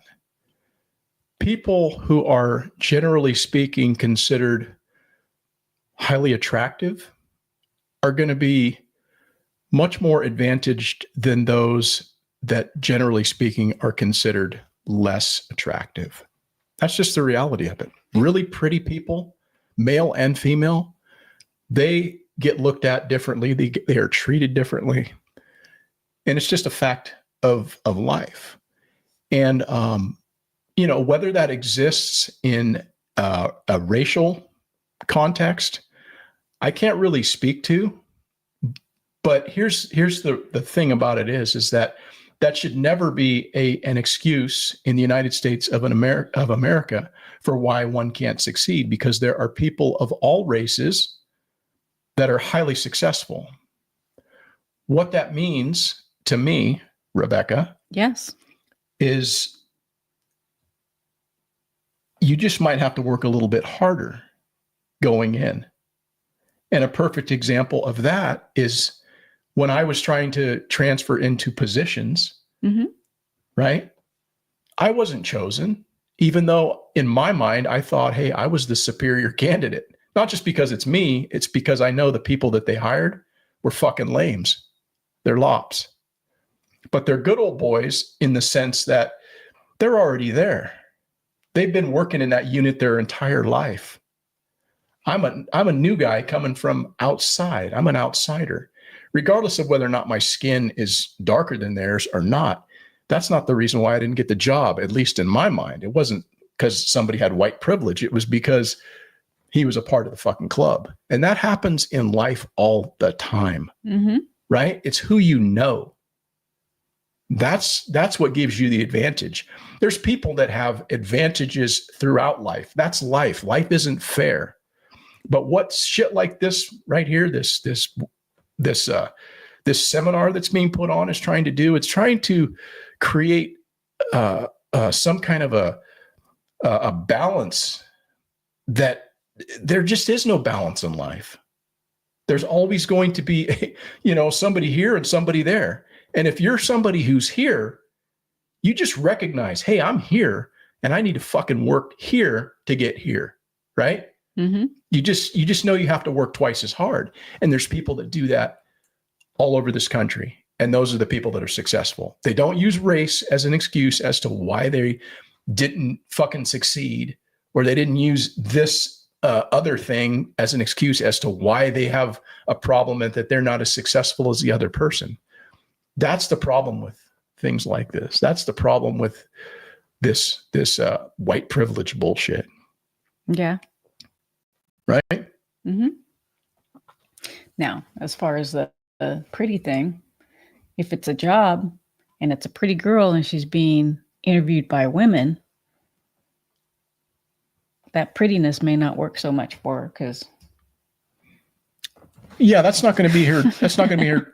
No, that's not going to be her advantage. It would be advantaging her against somebody who's attracted to her in the opposite sex. But I mean, you can't deny the fact that people who look and carry themselves a certain way, or at least meet a societal standard that emulates what society says is attractive or beautiful or masculine, they're going to have a much better and an easier time than those who are not that. Yeah, absolutely. It's just the facts, right? And if that exists in the sense that, oh, somebody's a certain color, well, check this out. Maybe that does exist, but here's the other side to that. What if you put a white person and you put them in a community where there's just everybody's black? They're going to be maybe disadvantaged because you're different, right? So I don't. It's just everything's not like equal in life, and I think that's what I really have a problem with in programs like this, is because they're trying to equalize something that will never be equal. Right. And you don't necessarily know. I think we've shared our son having a person come up to him and was talking to him, and then all of a sudden she starts going into him having white privilege. And that was pretty much the end of the conversation for him, because he's just said, well, let me show you. Oh, yeah. Let me show you my role mentors. Yeah, my mentors. Role. Yeah. And whipped up a picture of me and my dad. Yeah. My dad. My dad's super black. And she left the bar and never came back. Right.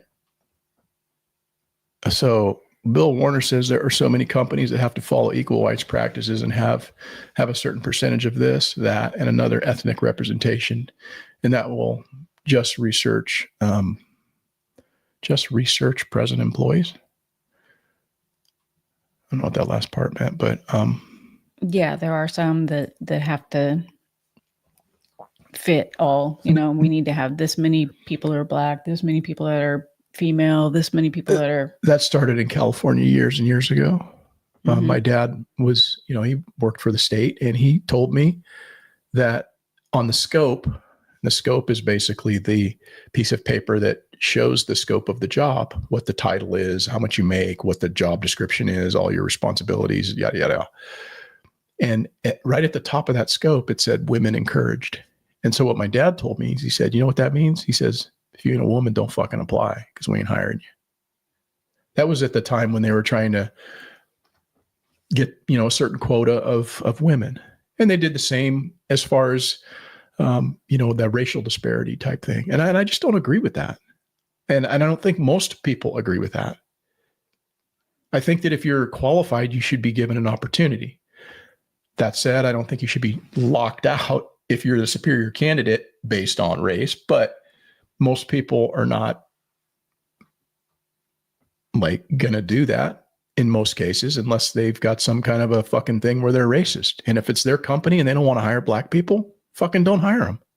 It's your company. You don't want to hire Asians? Don't fucking hire Asians. Don't want to hire white people? Don't hire them either. Hire who you want. It's your fucking business. Right? So Bird Lady says, they didn't read every single one of my comments. It's because I am black. See how silly that sounds? Yeah, I know, man. People are just there. I don't know. But anyhow, let's switch gears again. Let's get off that race BS, man. That's a little too edgy, right? Yeah. Too edgy. Because you know me, I don't like to be edgy. Oh, not at all. I was thinking about this, guys, the other day. I was out running. It was a couple of days ago. And the word that popped into my head to describe what's actually taken place in the last 3 weeks, if I had to choose one word, it would be transparency. And it's something that I believe most Americans are in favor of. It's most Americans want to see out of their government, but rarely do we ever get that. And Trump's presidency, particularly in the second term, feels to me a lot like, it feels like when Toto, remember in The Wizard of Oz, when Toto pulled back the curtain? Mm-hmm. And we got to see the fucking wizard, this old feeble man back there pulling all the levers and stuff. And they're just looking at him like, man, you're just not so scary. You're kind of pathetic. And that's what it feels like with Trump and what he's done to those that have opposed him. And, whether that he's Toto pulling back the curtain. Yeah. Yeah. He's exposing that. Mm-hmm. Right. It's just, they have just been complete liars about everything. Mm-hmm. And he's exposed that. It's been very, it's very hard for them to stomach. Well, it is, but it's also just been very illuminating for so many people. So many Americans have went, wow, I was lied to for all that time. They just told lie after lie after lie. And a lot of people have woke up. They've awakened to this reality that, you know what, these people lied to me. And I put my faith in MSNBC and CNN and Jake Tapper and all the fucking rest of them. And Donald Trump, he just went up to the curtain and he went yoink, and he exposed them. And so whether it was, being told, the protests that we saw, after George Floyd, whether we were told, hey, those are peaceful protests, or, there was no malfeasance during the 2020 election. You didn't see those boxes coming out from underneath the desk and the numbers flip overnight. You didn't see all that. Or that, Donald Trump was somehow a puppet of Putin. Right? Mm-hmm. Or maybe that, Hunter Biden's laptop, it just, that's not a thing. It didn't exist, but yet it did. Or maybe here's almost the big one, the big lie. If you get the thing, if you get vaccinated, you won't get COVID. Yeah. Remember that, right? Well, you just need to go in and get the second shot. Well, it's just all been a fucking lie. I could actually just keep going on about all the lies that they've told.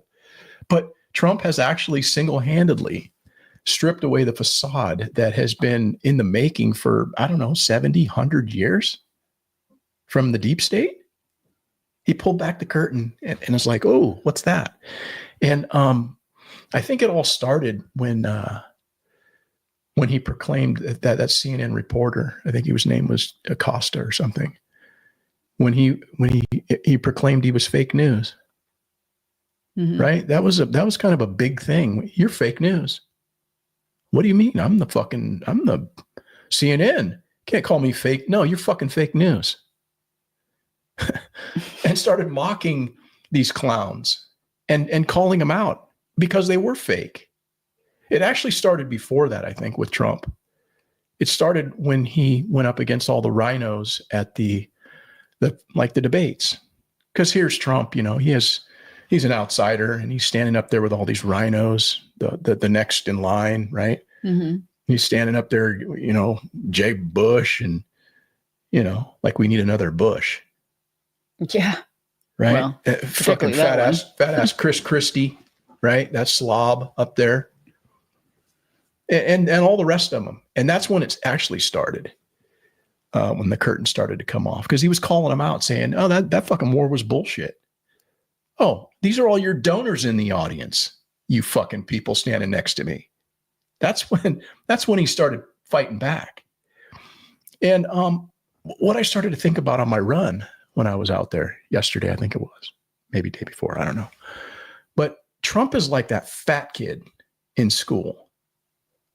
He's like that little fat kid in school that gets picked on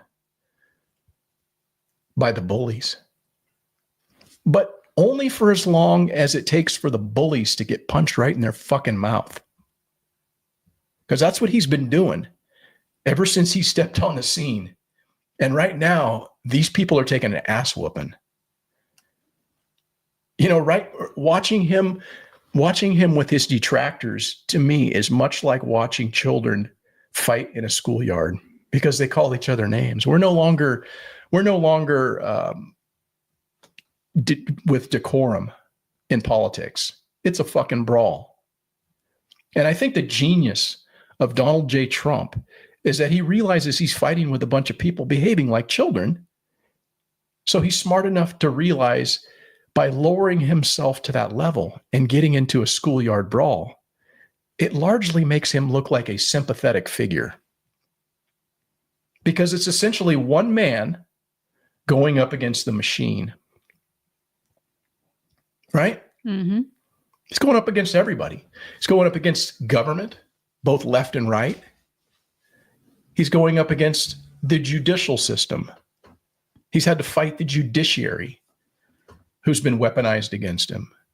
He's gone up against the sorry-ass entertainment industry, right? All these Hollywood clowns that want to crack jokes at his fucking expense. But I don't see them ever being president. No. He has to go up against academia, all these people who are now covering their tracks because of all of the money that they've been grifting from the federal government. All these professors who have tenure, right? They're all against him, including lames like Jim Acosta from CNN, the media. The media's been the worst. They're supposed to be the watchdogs. They're supposed to be telling us, hey, this is what's really going on. We're just here to inform the public. No, they are a fucking propaganda wing of the most corrupt people that ever existed. You're in a first world country like the United States with all of our resources, and this is how you behave against your own people? These people ought to be ashamed of themselves. So, when he goes up against all of those entities, he's speaking for the rest of us that haven't been co-opted by the propaganda from those entities. Right? I think that it should be a real eye-opener for everyone. With everybody that's been, all the presidents and everything else, how quickly Trump has got into office and exposed everything. When everybody else has been in there, they've maybe been there for 2 terms, but still don't bring up any of this. They could. They obviously could. Yeah, I think that's because they're on the take. That they realize, hey, this is a big machine. I might as well just carve out my little piece, right, and just move along. They're not really looking to do anything for the American people. in essence. He's not looking to make himself wealthy. He's actually losing fucking money being president. You know, Elon Musk is losing money by what he's doing. And that's what these people in government, they fail to recognize, you know. But that's not what they're trying to sell. Yeah. So, you know, when Trump uses terms like crooked Hillary or Sleepy Joe or Pocahontas, right? I think what he's viewed by many people as the little fat kid who's punching the bully right in the mouth, right? And most people who haven't been, I suppose, ideologically captured, they typically will root for the underdog. And, you know, again, Trump puts himself out there as this underdog. I think one of the things that's pretty cool, man, to see what he has done. Here's another way that he's punched them right in their fucking mouth, because they made him a convicted felon or whatever. They perp walked him, and they made him take this mug shot. And so what's really awesome is the fact that he's just the ultimate punching the bully back, because this is his latest stunt. And I say, go, man. This is freaking awesome. It's a photo that was taken yesterday in the Oval Office. So zoomed out, it just looks like an ordinary photo, right? You see the president there with Modi, the Secretary of State, just a meeting. But when you zoom in into that door, what you see captured in that red circle is the mugshot of President Trump. Now, this is a rather interesting place. This is called Outer Oval. This is where pretty much every guest, with few exceptions, walks through. Then to the left, you see the top of a grandfather mahogany clock. And then you walk into the Oval Office, meaning just about every guest, with few exceptions, some enter the Roosevelt Room, will walk past the Fulton County mugshot of President Donald J. Trump. How is that for irony? You know, Tommy, I look at this, and there's so much symbolism here. Yeah. Because Democrats tried to destroy this man, and that photo captures that endeavor. They did not destroy him. He is hanging up the photo in Outer Oval that Democrats in Congress, senators, will have to walk by when they meet President Trump in the Oval Office. Boom. There you go. Right back at you, right?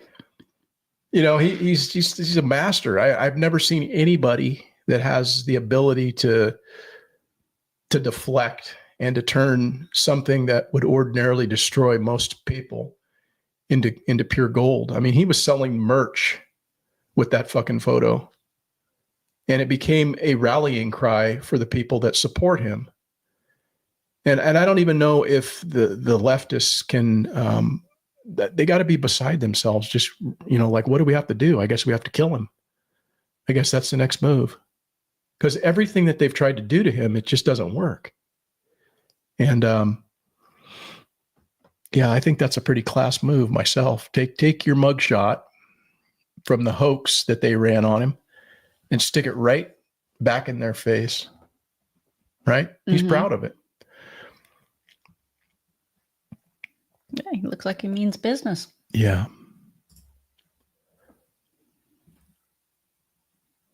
Bill Warner says, I'm in favor of hiring whoever can do the job efficiently and competently.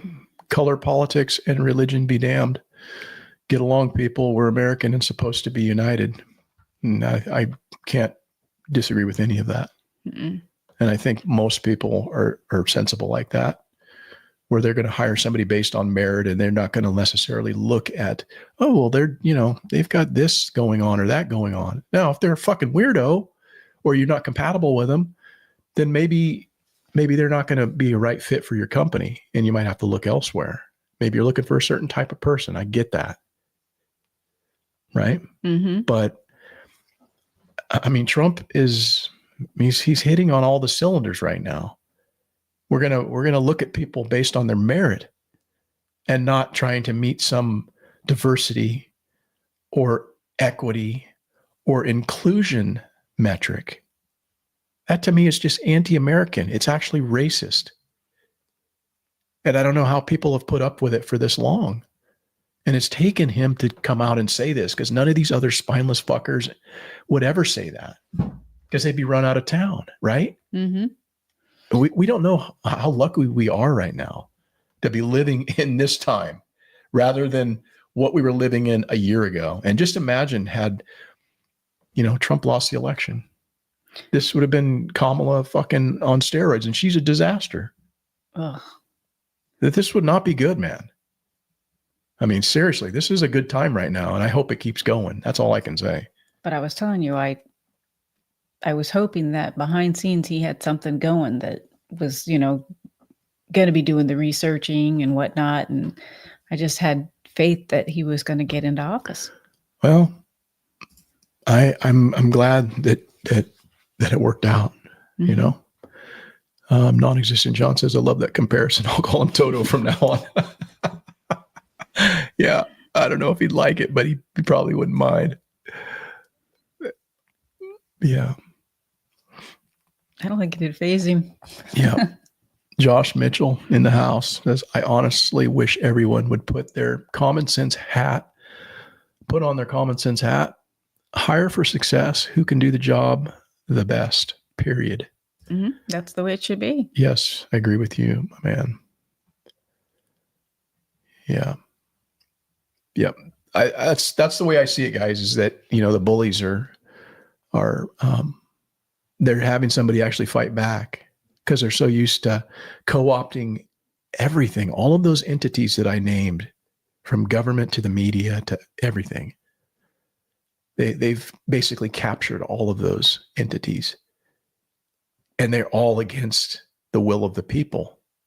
They are willing to cover up news. They are willing to go along with government propaganda and force people to do things against their own beliefs and moral compass. Force you to do that. Mm-hmm. So, yeah, it's great. Non-existent John said, did you see how much money Doge took from Atlantic payback beaches? No, I didn't see that specifically. The numbers are very daunting. It causes my head to swim, quite honestly. Because, you see, 3.5 million, 44 million, these large numbers. And I mean, just the fact that $1 million is being spent on any of this shit. It's like $1 million. That's a lot of money, man.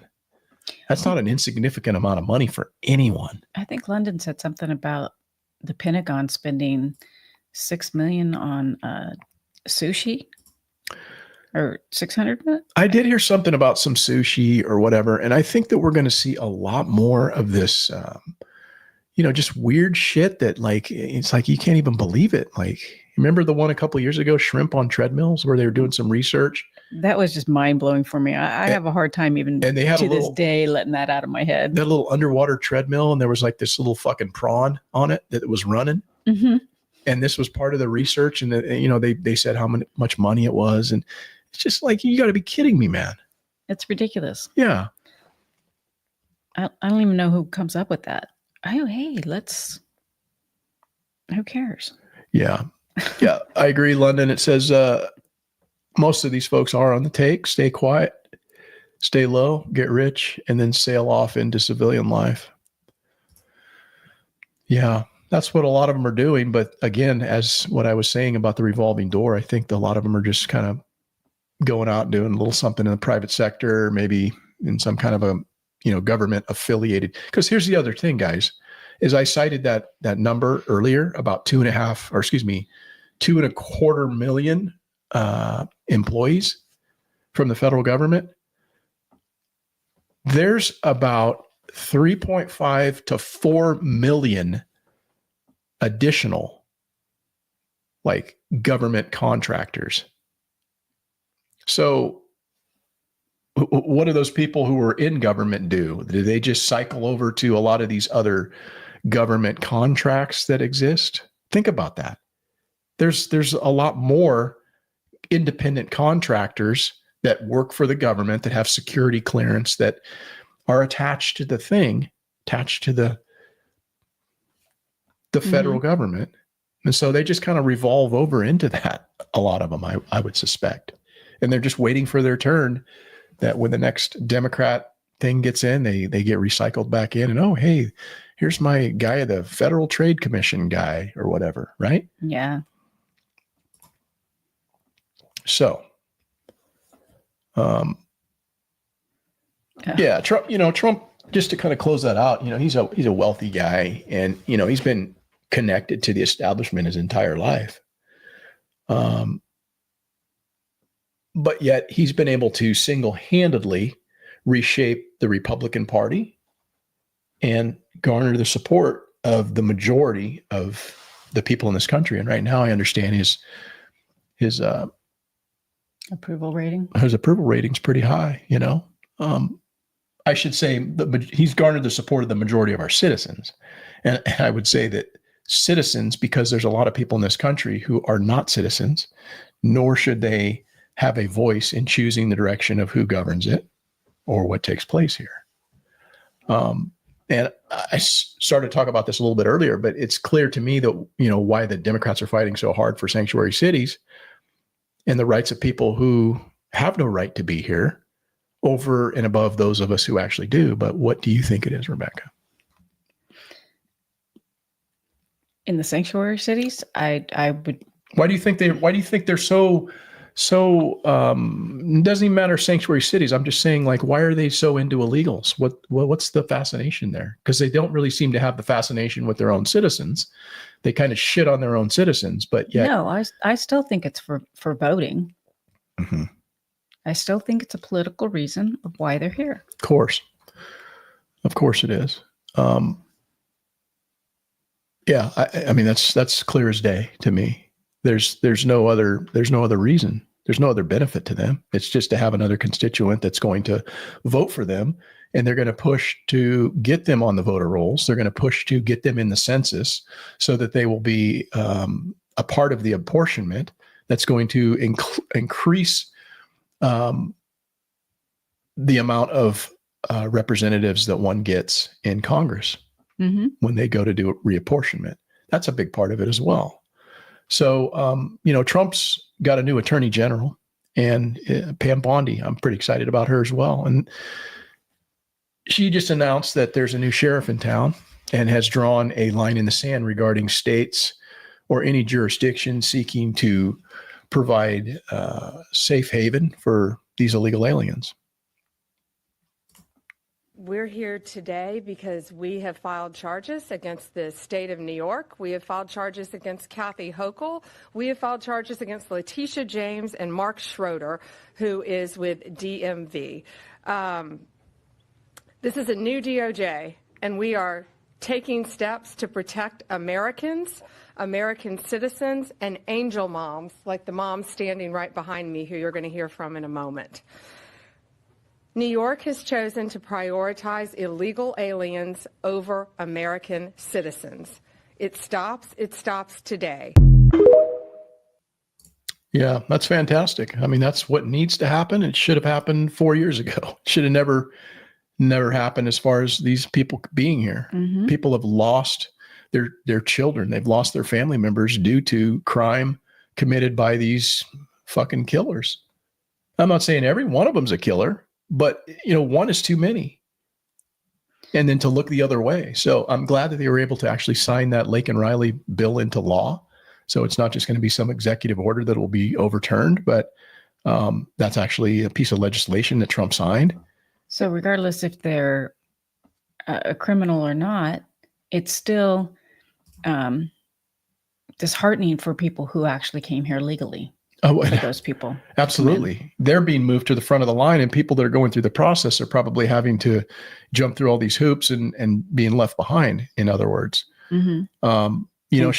Good night to Texas. Yeah. TRC, thanks for joining us tonight. And hope you're well moving forward into the week. Thanks again.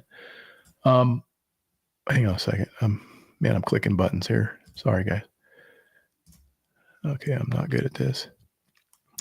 London Piggery said, I did hear something about some condom, 50 million condoms to Gaza. I mean, it's just ridiculous, man. It's just absolutely ridiculous. Elon says, that's a lot of condoms. Yeah, he did.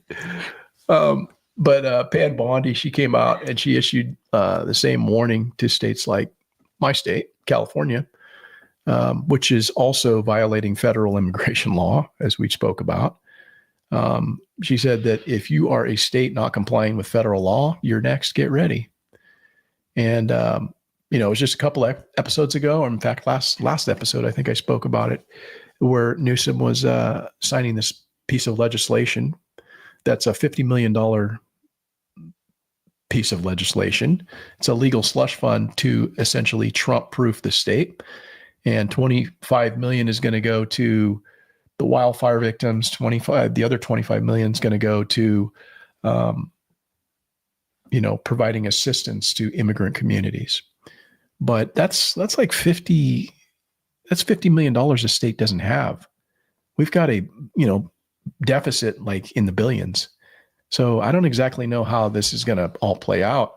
And it's just not a wise move by Governor Gavin Newsom, but he's not, I don't think, a sharp knife in the drawer. Right. I'm not crazy about the guy. No.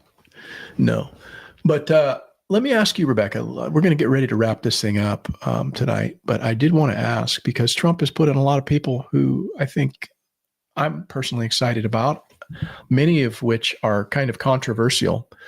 Let me ask you, of these controversial figures that he's put in a part of his cabinet, which do you think is going to be the most consequential of these, that will do the most toward restoring some credibility in Washington and maybe draining the swamp a little bit more? But choose from these particular individuals: Kash Patel, Pam Bondi, RFK, Pete Hegseth, Tulsi Gabbard, or Elon Musk. He really's lined himself up with a good team, and I think that they're all going to do an excellent job for him. Mm-hmm. I believe that Kash Patel Mm-hmm. holds some information that is really damaging, and that's why I think they're resisting him so much. Mm-hmm. And he has vowed to stay with Trump and do the best work he can. So I'm going to go with Kash. Yeah, I don't think that's a bad choice at all. I would say it's probably between, of those people that I named, I would say that it's between Kash Patel and Elon Musk. Yeah, see, Elon would have been the other one I would have said. Yeah, and if I had to narrow it even further, I would probably say Elon.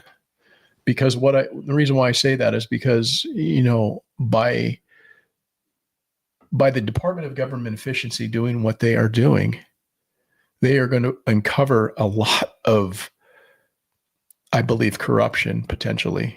Not only are they going to, shrink the size of government, which is something that really does need to happen, and that's going to go a long way to draining the swamp, along with positions that need to be cut from this monetary standpoint, cost savings.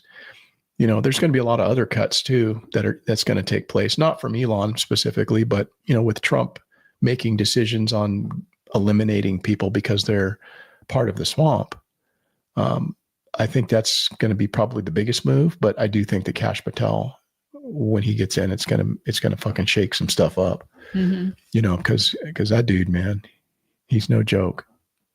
Well, I've heard him say that he's actually seen actual He's seen the files. Yeah, he's actually seen the files. I think there's many people that have seen the files. Trump's seen the files, right? Trump said he's seen the files. Yeah. So, what that means, it doesn't mean anything until the rest of us can know what's in those files, if we'll ever know. They may, here's the files, but these ones here disappeared. We don't know what happened to them, right? So I'm assuming there's a lot of things right now that are being disposed of because and they know what's coming. Shredded. Yeah, like the server, right? The Hillary's thing, the bleach bit. Mm-hmm. So I don't know. It's interesting deal, but and I agree with you, Bird Lady. I've been I've been hoping for. It is something that we talk about quite a bit, that we really, really hope that he's, protecting himself and having Right. even outside protection other than just what is provided for him. Right. He's so damn visible. I mean, the dude was at the fucking Daytona 500 yesterday, standing out there waving to people, 100,000 people in the crowd, I mean, I don't know. It's just, he's just everywhere. And I like that. But at the same time, it's like, dude, you're just fucking hanging yourself out there. Mm-hmm. He was at the Super Bowl, right? He's got to be everywhere. He's going to be at the UFC fights. He's going to be here. And, at some point, you got to maybe rein that in, or maybe he just doesn't give a damn. He's like, yeah, I'm going to do this, man. I'm going to go out with a blaze of glory. Yeah. Yeah. So anyhow, I hope it doesn't happen. I agree with you, Bird Lady. And I also agree with this. Gavin Newsom. Yes. Gavin Newsom is a disgrace, London. It's not Newsom, it's nuisance. Gavin Nuisance. Gavin Nuisance. Yeah, he's pretty pathetic, man. It's horrible. But anywho, I guess I wanted to leave you guys with this. Maybe just this as a thought, because this guy had it's a little clip, and I think I've spoken somewhat about this before, but what bothers me is when people are complaining about certain things in their life, and they're the smallest of little things. They might be big things to them at the moment, but they're not taking the approach of looking at life from the standpoint of, man, I've got a lot to be thankful for. Mm-hmm. Right? There's things that I can do that other people can't do. And just by that mere fact that I can get up and I can walk, I can get up and I can leave and go out my door at my own free will, or that I have eyesight, or that I have my limbs. There's people that don't have that. And so when people have that and they don't appreciate how lucky they are, and how lucky we all are to be living at this time in our lives, because as this guy is going to kind of point out a little bit, it's very true, but go back 150 years or so ago and think about what that would have been like to live. But yet we've got light switches we can turn on, and we can go take a hot bath, and we can do things that they didn't ever have the chance to do. And so it's always kind of good to maybe think about that a little bit the next time you start bitching about, oh, this is, these are my woes, poor me. Oh, things didn't go well for me this week, or whatever. It's a way to kind of ground yourself and just maybe be in the moment a little bit, right? Before you go to that, Mm-hmm. William says new scum. Yeah. And I wanted to say to London, thanks for saying the espresso soap rocks.